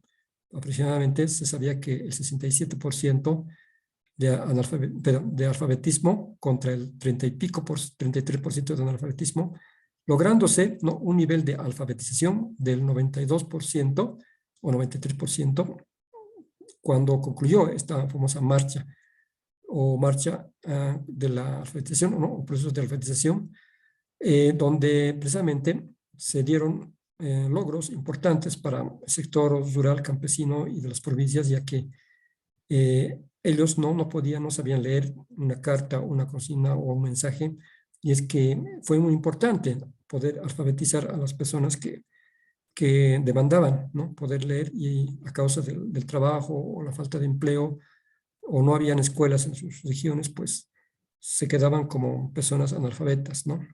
Emprende una campaña contra la prohibición de la FIFA de jugar partidos de fútbol por encima de los 2.500 metros sobre el nivel del mar, cosa que en primera instancia fue rechazada por la FIFA, ya que se demostró, ¿no? A nivel médico que los jugadores que venían del exterior a jugar a ese nivel de altura en La Paz sentían algunos síntomas como mareos, ¿no? Dolores de barriga o falta de oxigenación. Pero bueno, solamente era cuestión de una aclimatación y adaptación, ¿no? No es tampoco decir como los argentinos que venían a jugar y aquí se tiraban en la cancha, ¿no? Decían, me estoy desmayando, me estoy muriendo. Teatreros totalmente, ¿no? Totalmente teatreros los jugadores argentinos, pero bueno, esto motivó a que tal vez algunos de esos días, ¿no? Eh, Evo Morales se fue con su equipo a jugar a un CESO, ¿no? A un CESO del departamento de Oruro, de La Paz, considerado el CESO más alto de Bolivia. Si no me equivoco fue el Sajama, ¿no? Pero luego también lo siguieron las Cholitas, también fueron ahí, ¿no? Si no me equivoco fueron las Bartolinas, ¿no? También a jugar fútbol al pico más alto del mundo para demostrar, ¿no? Que se puede jugar fútbol en esas alturas. Y de todas formas, ¿no? ¿Cuál fue la repudia de las personas que vieron esta muestra de, tal vez de valentía, pues no de valentía, sino de una muestra de decir que se puede jugar fútbol hasta en la luna? Dijeron, pero los lunáticos podrán jugar fútbol en la luna, y en este caso también los bolivianos podrán jugar fútbol en el Sajama, ¿no? Pero los futbolistas verdaderos no lo van a poder, ¿no? Entonces, fue ese el argumento que pusieron, ¿no? A la FIFA, los que demandaban que se prohíba jugar a 2.500 metros sobre el nivel del mar. Entró en vigencia la nueva Constitución Política del Estado, ¿no? Es decir que esta nueva Constitución Política del Estado, que en 2009 tuvo muchos problemas en su implementación porque había mucha oposición, ¿no? De intereses, obviamente, de lo que venía a ser el famoso, bueno, la presión del gobierno, ¿no? Algunas cosas que se cambiaron en esta nueva constitución, que tuvo que ser aprobada, ¿no? En un cuartel en Sucre, ya que se iba de un lado para otro y siempre andaba perseguida por la oposición, ¿no? Fue una cuestión política que no vale más la pena, digamos, poder charlar o exponer sobre este tema, ¿no? Promulgó la modificación al Código Tributario y a la Ley de Aduanas. Es decir que, en este caso, esta modificación, ¿no? Al Código Tributario significaba que se optimizaría el recurso de captación de dineros por las actividades económicas a través de los impuestos, pero que hasta la actualidad lastimosamente no se cumple, ¿no? Un ejemplo, ¿no? Podemos ver en el alto comerciantes, grandes comerciantes de material de construcción, podemos ver comerciantes, ¿no? En la misma Buenos Aires, o donde venden pollos, hacen dinero, 2.000, 10.000, 15.000 bolivianos al día y no pagan una factura. Imagínense, vendiendo solamente pollo o vendiendo material, ¿no? Y dicen que están dentro de un régimen simplificado. Esto es una vergüenza. ¿Por qué? Porque ganando bien, ¿no? Se están haciendo la burla de este famoso código tributario, ¿no? De la renta, de impuestos. Porque si bien el Estado podía percibir más recursos, ¿no? Y es que, lastimosamente, ¿no? La gente está acostumbrada en nuestro país a no pagar nada por nada, simplemente a ganar para mí, para mí. Entonces, ¿qué se necesita en la educación? Pues hacer de una educación más solidaria, más comprometida con el desarrollo de su país, para que tomen conciencia de que hay que tributar, ¿no? Hay que pagar impuestos, ¿no? En muchos países de Europa, como en Dinamarca, pues casi el 50% de todos los salarios se va a impuestos y el Estado les devuelve en calidad de vida, ¿no? En todo, ¿no? Hasta creo que el transporte en Dinamarca es gratuito, ¿entiende? Y tiene muchas ventajas en salud y todo. ¿Por qué nosotros no podemos lograr ese nivel de vida reconociendo, ¿no?, que debemos aportar con un dinero justo al Estado, pagando impuestos justos, ¿no? Y eso es lo que nos falta actualmente, ¿no? Si logran, ay, soy pobrecito, no voy a poder, ¿no? Pero ahí están ¿dónde estás pobrecito? Ahí está tu tiendota que tienes, ¿dónde está tu frial? Allá tienes tu hija, tiene otro frial allá. Luego allá tienen tiendas de abazotes, tiendas de material de construcción y no quieren pagar un centavo bueno, sí pagan, ¿no? Algo insultativo, podemos decir, ¿no? El famoso régimen simplificado, cada 2 o 3 meses, creo, cada 2 meses, 80 pesos, 90 pesitos, 120, ¿qué es eso, no? Para alguien que está manejando dinero a nivel de empresas. No es justo, ¿verdad? Muy bien, la famosa ley de aduanas que también regulariza lo que viene a ser la introducción de mercadería al país, ¿no? Más que todo mediante el contrabando. Bueno, una ley que está recién poniéndose en vigencia, ¿no? Con fuerte rigor, ya que en gobiernos pasados, pues simplemente era, ¿no?, una ley que demostraba que tenía algunas falencias. Se establecieron bonos también a favor de los niños y de las mujeres embarazadas, el famoso bono Juancito Pinto, ¿no?, que ya era un proyecto de gobiernos anteriores, pues también se puso en vigencia con Evo Morales y el famoso también ya implementó él, ¿no?, como novedad el famoso bono a las mujeres embarazadas. ¿Cómo se llama ese bono? No recuerdo bien. Ahorita no recuerdo. Bono Juana Zurduy, si no me equivoco. No sé qué se llama el bono de las mujeres, las madres solteras o embarazadas, ¿no? Que por cada hijo que tengan van a recibir un bono, ¿no? Bien, también en esta cuestión de lo que es la parte de gestión gubernamental, no solamente también muchos dicen, ¿no?, lo acusan de que se dedicó a construir canchitas, evidentemente, ¿no? Canchitas por aquí, canchitas por allá, un poquito descuidando lo que fue la creación de hospitales. No solamente el señor Evo se trata de crear, ¿no?, construir la infraestructura de hospitales, sino que necesita un hospital, necesita maquinaria, personal, ¿no? Y por lo general el gobierno de Evo no pensaba de los recursos humanos mucho, ¿no? Pensaba que creando un hospital o construyendo un hospital ya estaba, ¿no? Ya estaban los cimientos, obviamente, pero ¿qué es lo principal para que funcione un hospital? Pues es presupuesto, ¿no? Tecnología, personal capacitado, y eso no hubo durante el gobierno de Evo Morales, aunque ya dio el primer paso, ¿no? También creó la AVE, la Agencia Espacial Boliviana, que era una agencia que en este caso tendría que haber sido, ¿no? Todos se alegraron, ¿no? Por fin vamos a tener internet gratuito, ¿ya? Vamos a tener comunicaciones gratuitas en toda Bolivia, ¿verdad? ¿Pero qué pasó, no? Se puso un satélite de 450 millones de dólares, se puso en órbita y desde China, y eso que también costó, ¿no? Aparte de los 450 millones, costó también un dinerito poner en órbita el famoso satélite, que por un tiempito, creo que unos 3, 6 meses, estuvo desaparecido de la órbita, los recuperaron, pero ¿a quién sirve de beneficio un satélite? Tupac Katari, si no me equivoco, ¿ya?, que tendría que servir a todo el pueblo boliviano. No, ¿verdad? No hubo tal famoso internet gratuito, ¿no? Tampoco esperemos cosas gratuitas, ¿no? O sea, bien ahorita, digamos, es accesible el internet, aunque es de pésima calidad, les digo, pero en ese entonces, pues había la intención de crear, ¿no?, un satélite para que toda Bolivia se beneficiase de la conexión gratuita a internet. Entraron en escena las empresas, ¿no? Las empresas tanto privadas como estatales como Entel. ¿Cómo va a poner eso? Nosotros nos va a quitar nuestro ingreso, nuestros salarios. Pobrecitos vamos a hacer. ¿Qué pobrecitos? Están ganando unos salarios tremendos en Entel, ¿no? Ahora mismo, imagínense cuántas tarjetas se venden solamente al día. Tarjetas de Entel, tarjetas de Tigo, ¿no? Y dan un mal servicio con cortes. Cuando con ese dinero ya debían implementar un sistema tecnológico de fibra óptica en el Internet para que sea rápido y veloz. No, a nosotros no nos conviene, ¿no? Porque tenemos nuestra escala de precios donde si quieres un poquito más de banda ancha, te va a costar más, ¿no? Un poquito más, te va a costar un poquito más, ¿no? Así tú vas a elegir. Mentira, pues entonces, porque si hubiera solamente una fibra óptica, sería una sola banda de ancho, ni siquiera garantiza eso, ¿no? Porque la fibra óptica no necesita un ancho de banda, simplemente se pone la fibra óptica y es veloz, ¿no? Es totalmente una descarga de una película, de un juego, de lo que sea, un documento, así en milésimas de segundo, ¿tá?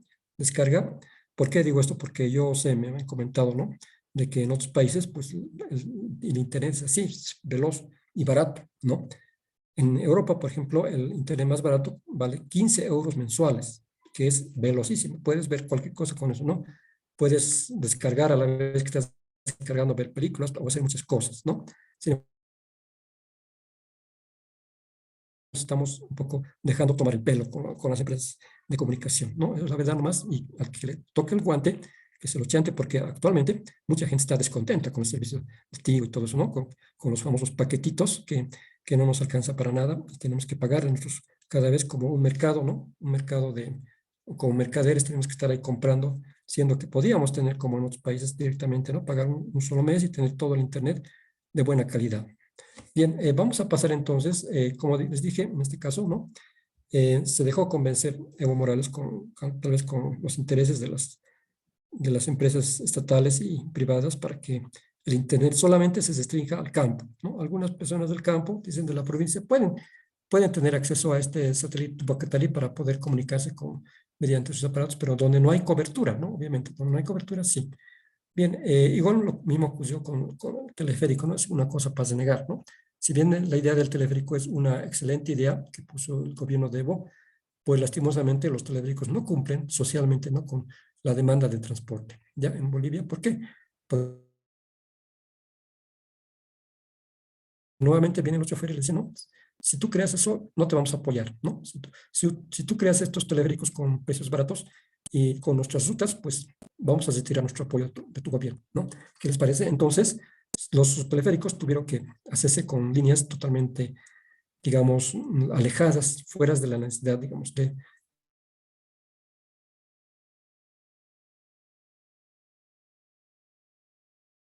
la demo, que no baje. ¿Por qué? Porque ahí nos está haciendo precio. Nosotros somos choferes, tenemos varias familias, tenemos varias mujeres, tenemos varios hijos, tenemos que pagar.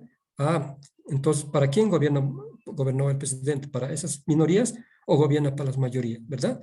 Entonces, digamos, la tarifa del teleférico debía ser mínimamente digamos, unos 50 o 2 bolivianos, que sería bien aceptado, ¿verdad? Y así haría una competencia sana con los minibuseros, ¿verdad? Pero como no les gusta eso, ¿no? Ah, entonces tenemos que hacer problema, ¿no? Tenemos que amenazar todos para que no haya un buen servicio de teleférico. Bien, vamos a pasar entonces a la siguiente, bueno, al siguiente gobierno, que a muchos no les va a gustar, ¿no?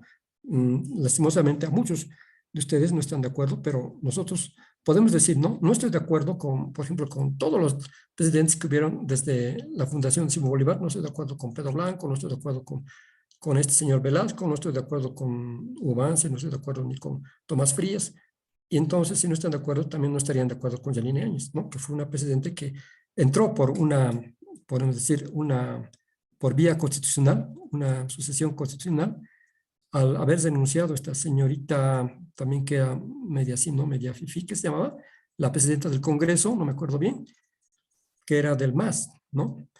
Que le correspondía, le habría tenido que corresponder, ¿no? Cuando renunció Morales y Pinera a la vicepresidencia y presidencia, pues le correspondía a ella la presidencia, pero como era del MAS y tal vez decía, ah, no, yo me voy a quemar, entonces mejor me salgo, me voy a mi tierra y ahí tranquilita nomás espero, ¿no? ¿Y qué pasó? Entonces subió Yanine Áñez Chávez, nació en San Joaquín, en el Beni, un 13 de junio de 1967. Es una abogada, presentadora de televisión y política boliviana. Bueno, por esa vía también muchas políticas mujeres entraron, ¿no? Por ser agradables a la vista, tener buena presencia, por ser mises, ¿no? Por ser presentadoras de televisión y ser tal vez una política boliviana, no podemos desmerecer que fue abogada, no se distinguió como abogada, fue miembro de la bancada, no sé si no me equivoco, de que fue el de la oposición contra el movimiento al socialismo, ¿no? Sexagésima sexta presidenta de Bolivia, pero que en este caso, constitucionalmente, su puesto lo tomó, no fue que hizo ningún tipo de golpe de Estado, ¿no? Podemos decir que si bien para muchos es un golpe de Estado, no podemos decir ahorita no, se van a poner a discutir, a pelear o a insultar, ¿no? Pero en este caso, lo que sí podemos decir que no fue, digamos, una vía ilegal que tomó la presidencia. Si bien para muchos fue inconstitucional, ¿no? Ya desde antes de la denuncia de Evo Morales, porque hubo un periodo de vacío de poder, ¿no? De anarquía, que se dice, creo que si no me equivoco, fue de 2 o 3 días, ¿no? Donde pudiese haber ocurrido muchas cosas. Por ejemplo, la toma del poder por parte de las Fuerzas Armadas, tal vez, ¿no? Pero como las Fuerzas Armadas no querían meterse mucho en lo que es la vida política, es que esta señorita o señora, ¿no? Esa doctora, que se llama Yanine Áñez, asume la presidencia por sucesión constitucional el 12 de noviembre de 2019, tras la denuncia de Evo Morales. No solamente la denuncia de Evo Morales, sino también de García Lineras y de la famosa presidenta del Congreso, ¿no? Sino Adriana Salvatierra, si no me equivoco, que denunció. Entonces, ¿quién se haría cargo? A ver, todos se miraban, ¿no? Y al que se atreva a tomar la presidencia, a eso lo vamos a tildar de golpista, ¿no? Entonces, ahí estaban los congresistas esperando a que alguien dé el primer paso. Lastimosamente fue una mujer, Yanine Áñez Chávez, ¿no? Puso el pie y dijo, yo voy a ser la presidenta y, de la derecha, ¿no? Uf, entró con la Biblia, ay, no, no nos conviene. Bueno, ya, entró a la presidencia, ¿no? Pero ella tenía que haber convocado elecciones en su segundo día de mandato, ¿no? También un poco se dejó llevar, ¿ya? Porque siendo una presidenta de transición, y esto que es folclórico, es tradición en Bolivia, ¿no? Debía haber convocado rápidamente a elecciones, ¿no? Pero como la cuestión estaba un poco caliente por el famoso fraude y todo eso, entonces seguramente ella habrá pensado, vamos a esperar un poco que se calmen las aguas y luego vamos a convocar. Además fue una situación, ¿no? Muy triste, que vino el COVID, la pandemia, ¿ya? Muy bien, es la segunda mujer en la historia de Bolivia en alcanzar el cargo de presidente después de 40 años, luego de Lidia Aguirre Tejada, ¿no? El 13 de noviembre nombró a 11 de los 20 ministros que conforman el gabinete de gobierno del Estado Plurinacional de Bolivia. Áñez, quien tiene control sobre la policía y las Fuerzas Armadas como presidenta, hizo también modificaciones en la cúpula militar del país, lo que a muchos militares, como por ejemplo el famoso Kaliman, ¿no? Tuvo que salir a Estados Unidos. Sus ministros principales incluyeron empresarios prominentes de Santa Cruz de la Sierra, que tal vez eso no les gustó un poco, digamos, al anterior gobierno, ¿no? Está entrando nuevamente la oligarquía cruceña, se va a querer apropiar del poder del gobierno, ¿no? Los nombramientos posteriores de los puestos restantes incluirían a 3 miembros indígenas, ¿no? Es decir, el último gabinete de Morales simplemente había tenido a 2 personas como miembros de en este caso, de su gabinete. Bien, se presentó entonces la emergencia sanitaria ante el COVID-19 y eso fue lo que la puso a prueba como gobierno, ¿no? El 10 de marzo de 2020 se confirmaron los 2 primeros casos de coronavirus en Bolivia y se iniciaron las acciones tendientes al control de la epidemia. Inicialmente se establecieron algunas medidas restrictivas, ¿no?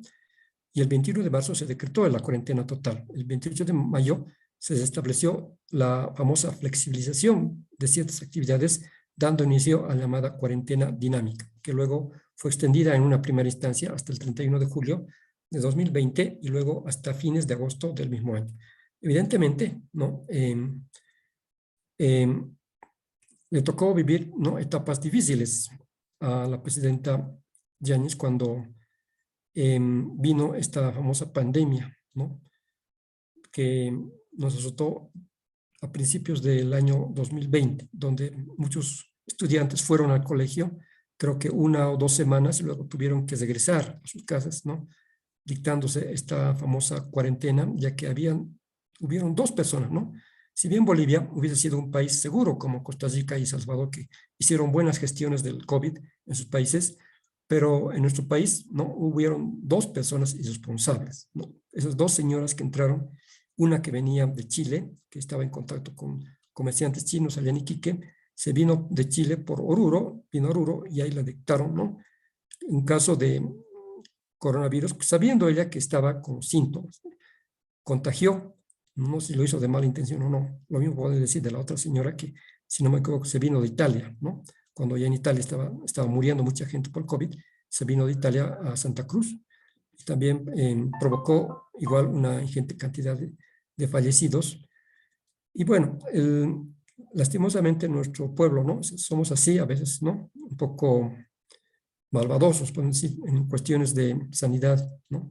Pudiendo haberse evitado mayores muertos en nuestro país, haciendo un control, entrando realmente con el control que se debería, ¿no?, haber hecho y que se estaba implementando, ¿no? Durante el gobierno de Áñez se implementó una medida de control de ingresos de extranjeros y de gente que regresaba del exterior y tenían que haber entrado en una etapa de cuarentena antes de pisar cielo o del suelo boliviano.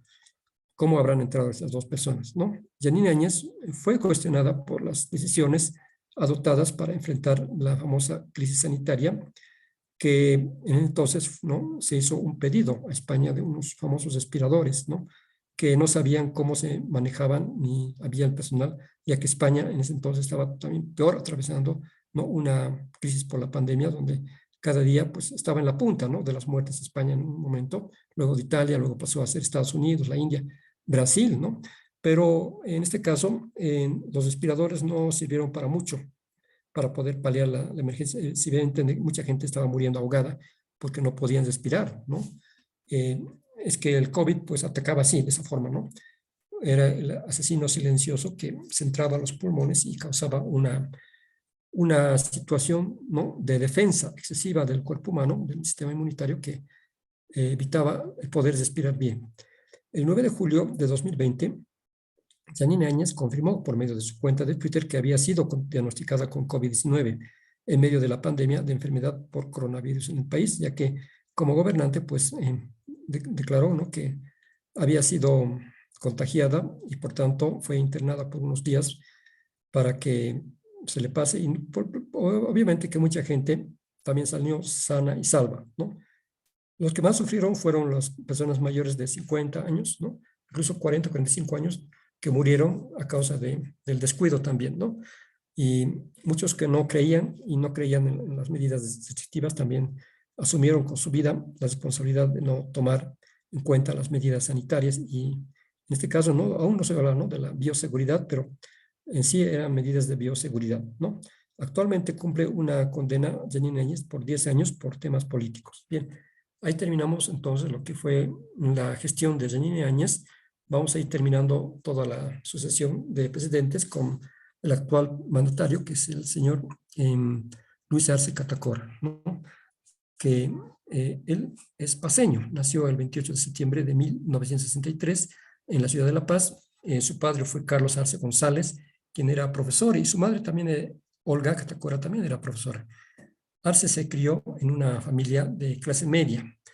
Comienza sus estudios escolares en el año de 1968 y sale bachiller el año de 1980 en su ciudad natal. Continuó con sus estudios superiores, ingresó a estudiar en el Instituto de Educación Bancaria, IDEB, que está en Miraflores, de la ciudad de La Paz, y se graduó inicialmente como contador general en el año de 1984. Ya 2 años después, en el año de 1986, Arce ingresa a la Facultad de Ciencias Económicas y Financieras de la Universidad Mayor de San Andrés y se titula como economista de profesión en el año de 1991. Entre los años 96 y 97 obtuvo un máster en Ciencias Económicas, magíster, ¿no?, pero un máster o magistrado, ¿no?, magisterado en Ciencias Económicas en la Universidad de Warwick, en la ciudad británica de Coventry. Y es donde precisamente esto le serviría para poder conocer los manejos de la cosa pública, ¿no?, de la administración de la economía, que por mucho tiempo fue ministro de Economía, ¿no?, de Evo Morales, y tuvo que viajar por una enfermedad al Brasil, se tuvo que ausentar por muchos meses, ¿no? Es doctor honoris causa de la Universidad de los Andes y de la Universidad Privada Franz Tamayo. Bien, ahí tenemos entonces, vamos a ver algunas cosas que está logrando o logró, ¿no?, durante su gestión.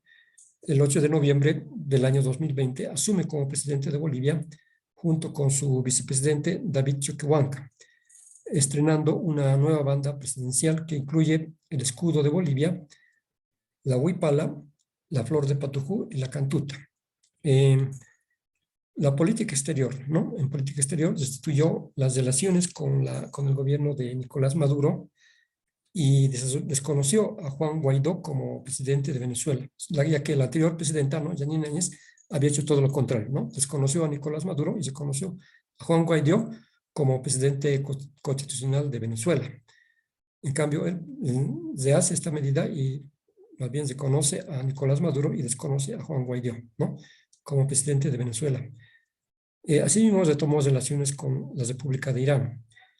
Esto de las relaciones con Irán, pues es algo político a nivel internacional, ¿no? Ya que Janine Áñez también había procurado establecer relaciones nuevamente diplomáticas con Estados Unidos en su breve mandato, y es que cuando asumen la presidencia Arce, pues deshace esas relaciones y retoma las relaciones con Irán, ya que Irán es enemigo de los Estados Unidos, ¿no? A nivel político. Anunció que Bolivia retornaría, ¿no? Su participación en los grupos de la Alianza Boliviana para los Pueblos de Nuestra América, ALBA, y también la Comunidad de Estados Latinoamericanos y Caribeños, CELAC, y la Unión de Naciones Sudamericanas, UNASUR, que no sé si seguirá con la sede en el Chapare o no, ¿no? Que tenía su sede en un edificio del Chapare.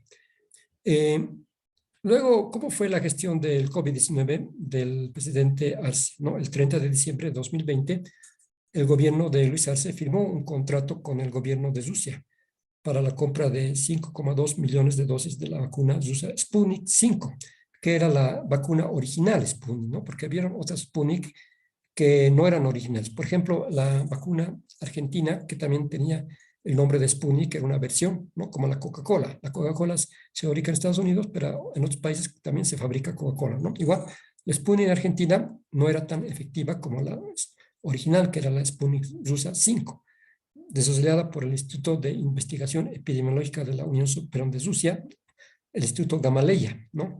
Con el objetivo de inocular a alrededor de 2,6 millones de personas, que consta de 2 dosis por persona. El costo total de la adquisición fue de más o menos 49,4 millones de dólares, siendo el precio de cada vacuna más o menos aproximadamente de 9,5 dólares por unidad, ¿no? Los que se pusieron esta vacuna, pues fue una vacuna bastante efectiva, ¿no? Aunque te dejaba 2 días en la cama, pero significaba que era una vacuna bastante efectiva contra cualquier tipo de COVID conocido hasta el momento, ¿no? Porque luego surgieron nuevas versiones, como se nuevas variantes, ¿no? Del COVID, con Omicron o no sé qué otro tipo de nombres que ustedes deben conocer, que surgieron, que muy probablemente muchas de las vacunas no eran, digamos, inmunes a estas nuevas versiones de COVID, ¿no? También una vacuna bastante efectiva fue la vacuna de Johnson y Johnson, que en Estados Unidos pagaban por ponerse esa vacuna, ya que era una de las más efectivas, ¿no? Sin embargo, llegó a nuestro país, políticamente fue, digamos, defenestrada, ya que era de los Estados Unidos y se prefirió por la vacuna Sputnik 5. Como les dije, ¿no? Las variantes de Sputnik, que eran las no originales, no tuvieron la misma efectividad de la Sputnik 5 en muchos países, en Europa y también en Argentina, en México, en los países, ¿no? Arce mencionó que las vacunas serán totalmente gratuitas para toda la población boliviana.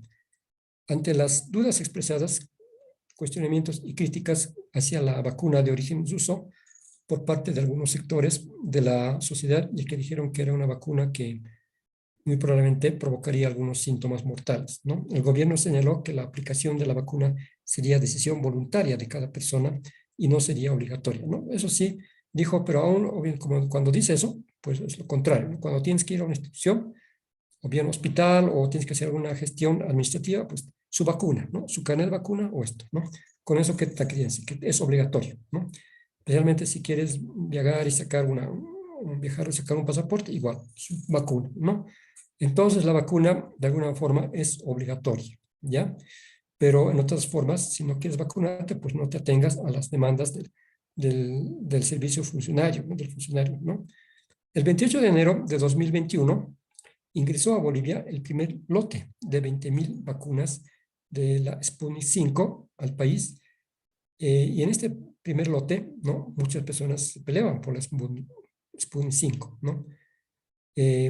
Pero llegó también la vacuna de la China, la Sinopharm, que también tenía un efecto, digamos, bastante interesante, ¿no? En las personas, es que las personas se vacunaban con la Sinopharm en 3 o 2 dosis y no sentían ningún dolor, ¿no? Y era el mismo efecto que el Sputnik, ¿no? ¿Cuál sería la diferencia? Vamos a ir viendo en la clase de biología, ¿ya? Entonces, ahí tenemos la gestión de las vacunas durante el gobierno y ahí terminamos lo que es, en este caso, la elección de los presidentes de Bolivia. Bien, para ir terminando, a ver, ahorita son las 4:30, nos faltaría algo así como 28 minutos. Vamos a responder, ¿no? Algunas preguntitas. Luego les voy a pasar, ¿no? Nuevamente les voy a pasar las diapositivas para los que no tienen, ¿no? Las dos diapositivas, ¿ya? O sea, tanto la primera parte de los presidentes como la segunda parte de los presidentes. Ya las dos partes las vamos a pasar y también las preguntas. Bien, vamos a empezar entonces con estas preguntas de examen. Ya saben cómo participar ustedes, levantando la mano, ¿no? Según lo que diga yo, A, levantan la mano, B, también levantan la mano, ¿ya? Por favor, no, en el chat también pueden hacer 1A, 1B, ¿no? Pero cuando yo pido la A, ya me están diciendo la 1D, ¿no? En el chat. Es para ir en orden, pues iremos por orden para todos, ¿ya? Muy bien, primera pregunta, ¿no? ¿En qué departamento se halla la provincia José Miguel de Velasco en honor al cuarto presidente de Bolivia? La pregunta creo que está fácil, ¿no? ¿En qué departamento se halla la provincia José Miguel de Velasco en honor al cuarto presidente de Bolivia? Levante la mano los que están de acuerdo por el inciso A o pongan en el chat 1A, ¿ya? Así vamos a hacer. Muy bien. Por el A, levante la mano por el inciso A. Ya. Tenemos a Camil Molina, Steve Cebollo, ¿qué más? Y no sé qué más, ¿no? Daniel, muy bien. Y también tenemos a Naye Aiza y también a Luz. Gracias a los 5. Pueden bajar la mano todos. Bajen la mano. Ya. Ahora, levanten por el inciso B. Por el B, levanten la mano. Tenemos a Daniela Ramos, a Mayra, a Brisa, por el B, o sea, Santa Cruz. ¿Ya? Tenemos 22 participantes que han levantado la mano, que son rápidamente Mariela Gallardo, Lucana Fabricio, Diego Mamani, Dana María, Cris Gómez. También está Steve Cebollo, Nicole Lucas, Evelyn, Berta, no sé qué, Luz Nicole. Ya tenemos también María, Iván, Ivy, Carla, Melanie, Patricia, iPhone. Son como 27. ¿Ya? Nayeli, Saúl, Cristina, Belén, Milenka, Karen, Jimena, William Zut, Mateo, Carla, Melanie, Patricia. Muchas gracias a todos. Pueden bajar la mano por el inciso C. Bien, ahora levanten la mano por el D, por favor. Por el C, perdón, por el inciso C. Levanten la mano por el C. Tenemos por el C A. ¿Quiénes son por el C? ¿Nadie? Nadie por el inciso C. Inicial tampoco. Ya, tenemos a Yana. Yana. Y también a nadie más. Hay un chat también por el inciso C. Tenemos a López Aguirre, Alejandra. Gracias. Y hasta Catherine también, ¿no? Muy bien. Ahora por el D. Levanten la mano por el D. Por el inciso D, levanten la mano. Tenemos a L, que nos identifica. Identifíquese, no tienen un puntito, un número, un modelo de celular. Tal vez no teníamos que hacer valer, ¿no? Pero en este caso, póngale un nombre valedero, que sea el nombre de ustedes, ¿ya?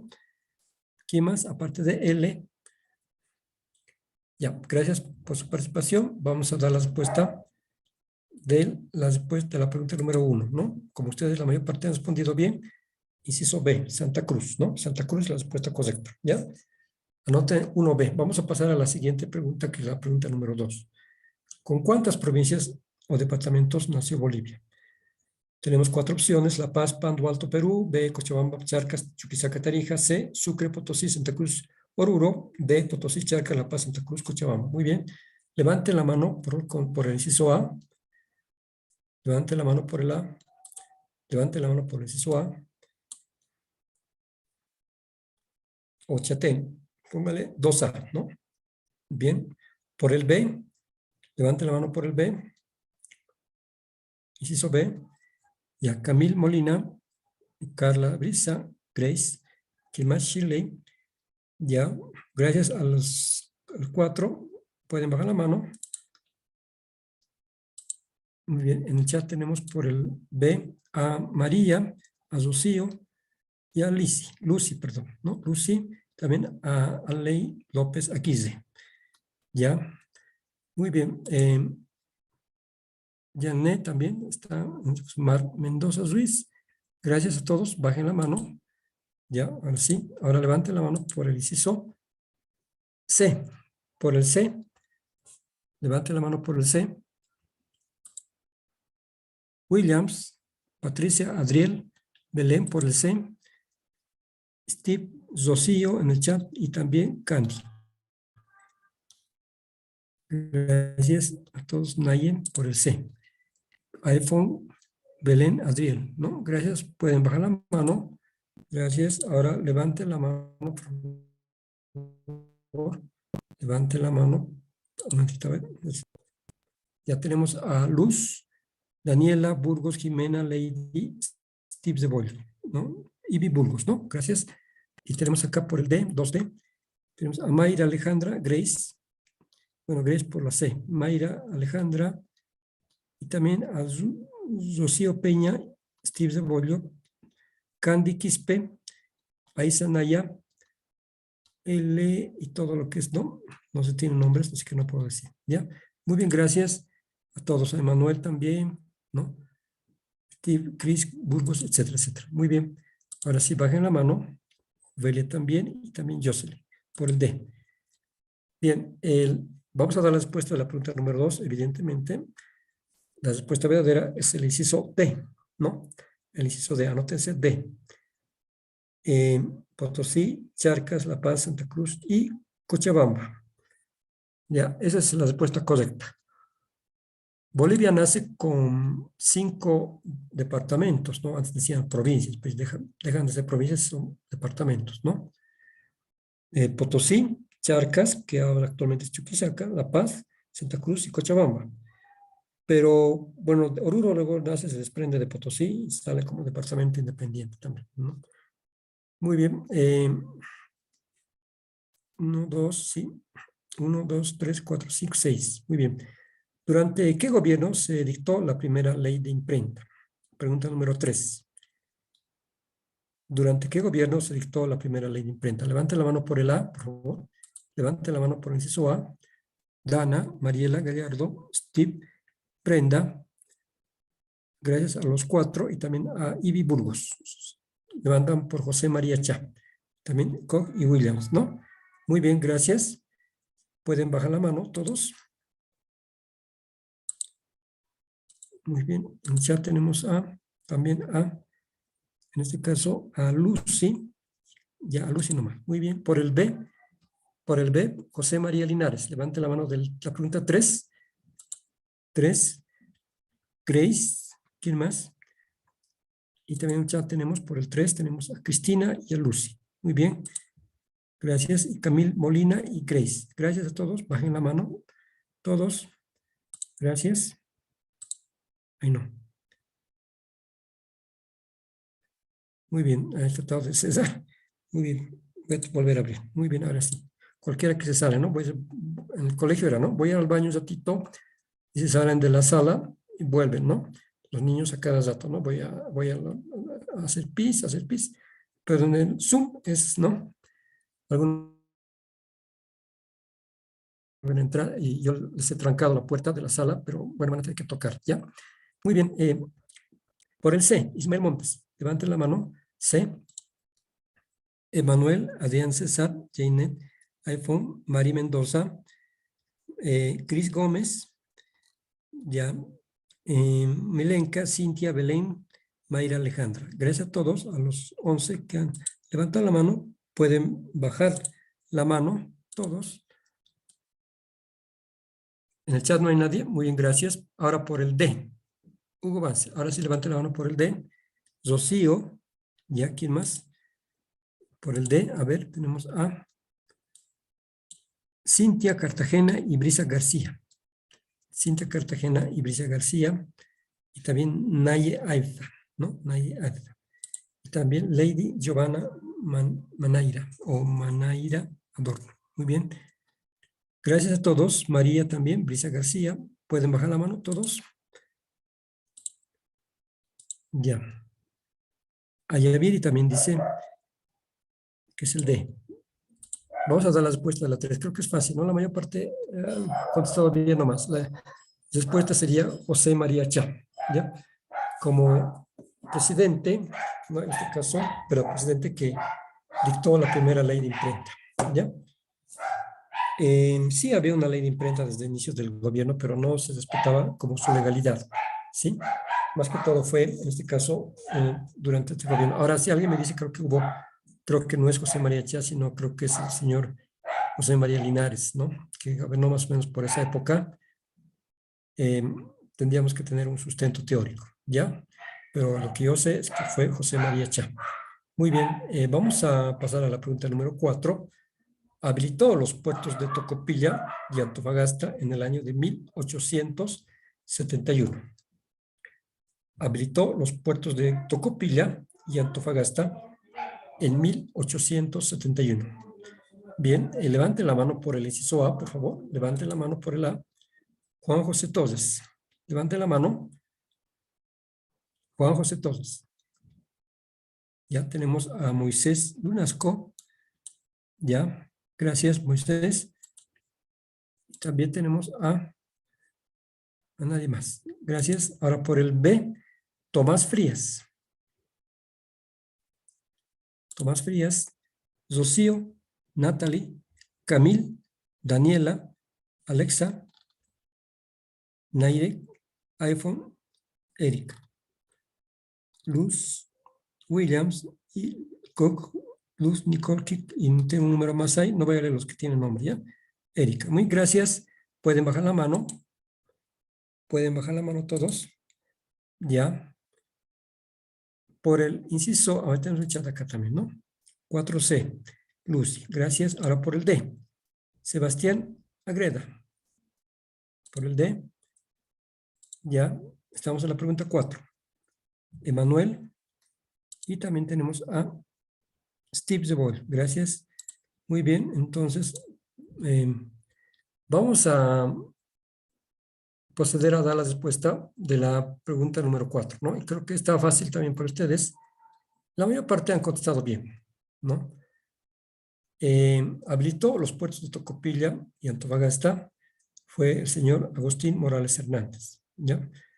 Durante su gobierno se habilitaron estos puertos para, en este caso, para poder ser puertos de exportación de los famosos minerales de la plata y otros que estaban siendo explotados en esa época, ¿no? Bien, vamos a pasar, anótense 4C, vamos a repasar desde el principio, ¿ya? Los que no han entendido están preguntando. Él dice 1B, 2D, 3A y 4C. Ahí estamos, ¿no? Bien, 5. Fundó muchas escuelas y colegios de índole religioso, o sea, de carácter confesional. A. Agustín Morales Hernández. B. José Miguel de Velasco. C. Adolfo Vallivian. O D. Aniceto Arce. Muy bien, ahí tienen los 4 datos. Levante la mano por el inciso A, los que están de acuerdo. Agustín Morales Hernández. Esta pregunta la vamos a dejar porque ha habido algunas personas que han observado, ¿ya? Que no fue tal persona, sino fue otra. Bien, pero vamos, quiero saber su opinión de ustedes. A ver, por el A está levantando la mano Melina Altatuma, ¿no? Alcatuma. Por el inciso A, Agustín Morales Hernández. ¿Ya?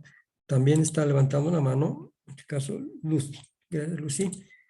Muy bien, ahora bajen la mano todos, gracias. Por el inciso B, José Miguel Velasco.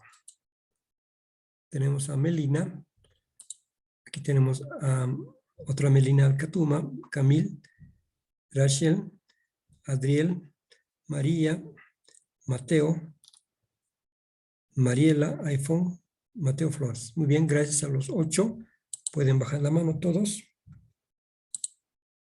Ya, en el chat tenemos B, Ayaviri y Melina. Gracias. Muy bien, pasamos al inciso C, Adolfo Vallivian. C, Adolfo Vallivian.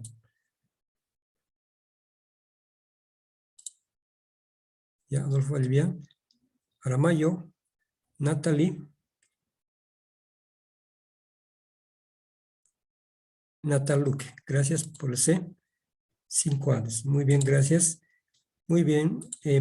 Ahora vamos por el D. Aniceto Arce. Levante la mano por Aniceto Arce. Dana, Melina, Virburgos, Luis Daza, Brisa García, y Yelinet y Nayeli Quispe. Gracias a todos, a los 9. Pueden bajar la mano todos. Bien. Ahí tenemos entonces las 4 respuestas A, B, C, D. Ahora vamos a proceder a dar la respuesta. ¿Ya? Muy bien, vamos a proceder a dar la respuesta. ¿Cuál sería el presidente que fundó muchas escuelas y colegios? Evidentemente ha habido algunas observaciones, ¿no? Pero ustedes van a poder constatar con las diapositivas que les voy a poder pasar ahora mismo, ¿ya? Y para mí la respuesta es Agustín Morales Hernández y no es José Miguel de Velasco. ¿Ya? Agustín Morales Hernández. Bien, porque Adolfo Vallivian no fue, tampoco fue Aniceto Arce, ¿no? Está entre A y B, ¿ya? Pero para mí es inciso A. Póngale un signo de interrogación sobre el inciso A. Ustedes van a verificar eso. Pregunta número 6. En honor a Tomás Frías Amelier o Admeler, la universidad que se encuentra en el departamento de, ¿qué departamento? La Paz, Cochabamba, Sucre o Potosí. Levante la mano por el A. La Universidad Tomás Frías. Levante la mano por el A.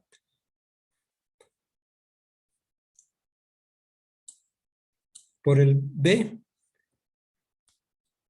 Cochabamba. Ya hay un número, una sigla. Gracias por también Camil Molina.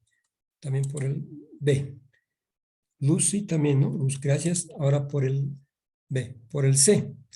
Por el C. Adriel Milenka, Vira Milenka Castillo, Adriel Cris Gómez. Y también iPhone, Carita y Daniela Zamos. Y aquí tenemos a Grace y a Lucy. Muy bien. Gracias. Ahora por bajen la mano todos, bajen la mano. Ahora por el D. Por el D, Potosí. Tenemos a Mayra, Steve, Luz, Emanuel, Luz, Daza, Ibi y muchos otros, ¿no? No voy a poder leer los veintitantos. Airo, Carla, Cristian Segales, en el Steve Zebolio, Melina Alcatuma y Steve también y Melina. Ah, no, es del anterior, perdón. Ya, muy bien. Gracias a todos. Pueden bajar la mano. Muy bien. Evidentemente, las respuestas de la pregunta número 6 es el inciso D, Potosí, ¿no? En Potosí se encuentra la Universidad Tomás Frías Amelie. Muy bien, anótense 6D. Pasamos a la pregunta número 7. En su gobierno se creó la Escuela Militar de Bolivia en el año de 1872. A. Mariano Enrique Calvo. B. Mariano Bautista. C. Tomás Frías. O D. Narciso Campero. Levante la mano por el A. Ya, parece que nadie por el A. Tenemos a Camil Molina. Gracias, Camil. Y en el chat no tenemos a nadie. Por el B, Mariano Bautista. Levante la mano por el B. Grace. Gracias, Grace. Ahora por el C, Tomás Frías. Mariela Gallardo, Steve Zebolio, Manuel, Carla Brisa, Mayra Alejandra, Karen Gómez. Burgos, Iroc, María y Koch, ¿no? Son como 10 o 12 ya son. Gracias a los 12. Pueden bajar la mano todos. Ahora en el chat vamos a ver. Dice Narciso. Ya, también dice 6D. Estamos en la 7 ya, ¿no? Muy bien. Bien, por el D. Levante la mano por el D. Por el D, levante la mano. Por el inciso D de la pregunta 7. Tenemos a, bueno, Cristian Segales, Naisa Isa, Julia Alejo, Mateo Flores, Luis Daza, Lady Williams, etcétera, etcétera, ¿no? Y también Rachel Dayana. Rachel, ¿qué te parece el nombre? Rachel, ¿no? Muy bonito. Muy bien, vamos a dar las respuestas de la pregunta número 7.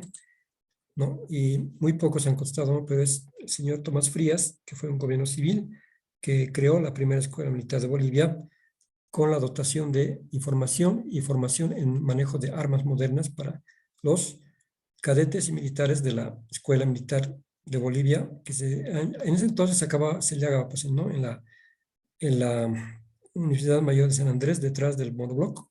Todo ese edificio pertenecía a la Escuela Militar de Bolivia. Muy bien. Pregunta número 8. ¿Qué circunstancias históricas dieron el nombre popular al edificio presidencial como Palacio Quemado en el año de 1872? A. Una represión en el centro minero de Catavi. B. Sublevación organizada por partidarios opositores contra Tomás Frías. C. Elecciones fraudulentas. O D. Protesta por el ahorcamiento de Villazuel. Levante la mano, por favor, por el inciso A, los que están de acuerdo por esa pregunta. Tenemos a Alan Joacuti. ¿Quién más? Tenemos también a Steve y Lucy. Gracias. Gracias a todos. Pueden bajar la mano. Ahora por el B. Sublevación organizada por partidarios opositores al régimen de Tomás Frías. Mariela, Lucana, Steve, Manuel, Juvelia, Burgos, 17 más, ¿no? Son total. A ver, Grace, Julia, Grecia, Nayeli, iPhone, Erika, Luz, Cristina, Janir Montero, Vania, Karen, Burgos, etcétera, etcétera. Gracias a todos. Pueden bajar la mano. Vamos a ver en el chat quiénes son. A ver, 8B. Jocelyn, Steve, gracias a todos. Disculpen si no estoy leyendo el nombre de todos, ¿ya? Porque no da tiempo. Por el C, levante la mano por el C, elecciones fraudulentas, de la pregunta 8. Uy, callados totalmente, ¿no? Parece esto una complicidad, pero ¿será? Ya, gracias. Por el D, protesta por el ahorcamiento de Villazuel. Levante la mano. Cristian Segales. ¿Quién más? Ya, y también Dana. Y Luis Dar. Gracias a los tres. Pueden bajar la mano. Ya, vamos a proceder a dar las respuestas de la pregunta 8.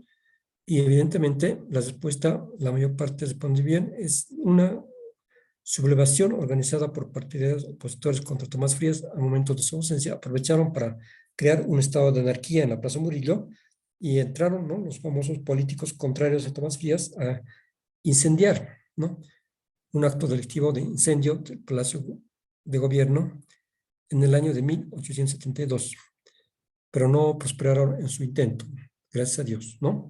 Muy bien, vamos anótense 8B, ¿ya? 8B.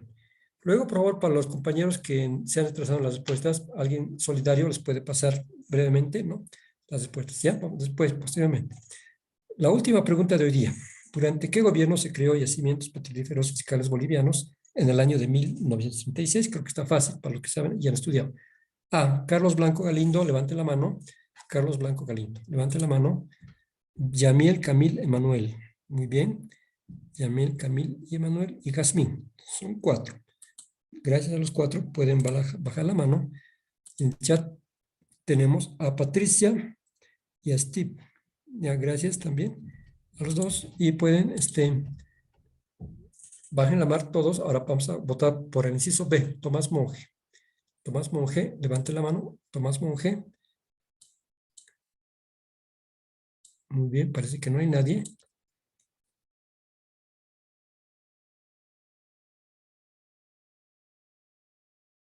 C. David Toro. Zuloba. C. Levante la mano por el C. Mariela Montero, Vania, Steve, hay unos signos que no puedo leer, ¿no? Berta, Jubela, y son como 6 más aquí. Entre ellos están Icoc, Cristina, Cris Gómez, Rocío, Grace, Ibi Burgos, Daniela, Daza, Berta. Muy bien, gracias a todos. Pueden bajar la mano todos por el inciso C. Ahora por el inciso D. Levanten la mano por el D.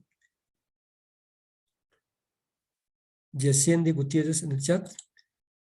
L. Y también alguien más que se repitió, ¿no? Muy bien. Brisa García. Julia Alejo. por Germán Buch. Y también en el chat, William Oporto y Lucy. Lucy, ¿qué? A ver, ya, muy bien, gracias. Vamos a bajar la mano por Germán Buch. Y con eso estaríamos terminando. Vamos a dar la respuesta, ¿ya? Evidentemente, la respuesta es, la mayor parte votó por inciso C, David Toro Ruilova, que fue puesto por Germán Buch para un gobierno de transición después de la guerra del Chaco. Es que David Toro, ¿no? Hace la famosa nacionalización de los hidrocarburos en esa época y también, en este caso, crea, ¿no?, yacimientos petrolíferos fiscales bolivianos como institución estatal encargada de producir, explotar y fiscalizar los recursos naturales en Bolivia. Muy bien, ahí está entonces la respuesta, es el inciso C, ¿ya? Anótense 9C. Vamos a pasar desde el principio para los que no han anotado, ¿ya? 1A, no, perdón. 1B, 2D, 3A, 4C, 5, ¿qué es 5? 5A,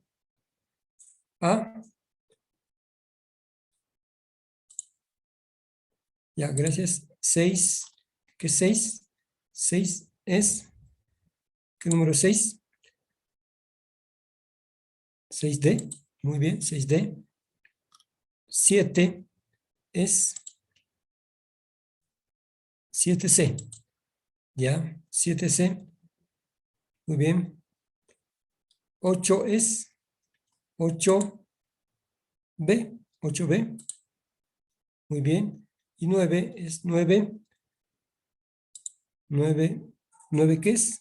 Muy bien, Zachel, y B y otros, muy bien, C, muy bien, ahí están todas las respuestas, 9C, ¿ya?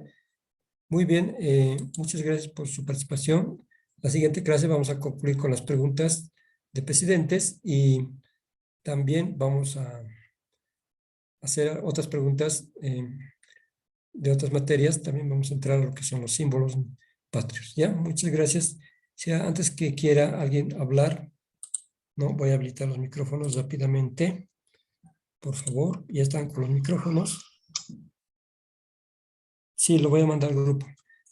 Ahora mismo voy a mandar las 2 diapositivas más estas preguntitas, ¿ya? Y a la siguiente semana, cuando terminemos, digamos, empecemos con nuevas preguntas, también les voy a enviar esas preguntas. Muy bien. Muchísimas gracias por su atención a todos y será hasta la siguiente clase el día viernes. Muy buenas tardes y sigan estudiando, por favor. Hasta luego a todos. Hasta luego, Licen. Hasta luego, Licen. Hasta luego, Licen. Hasta luego a todos.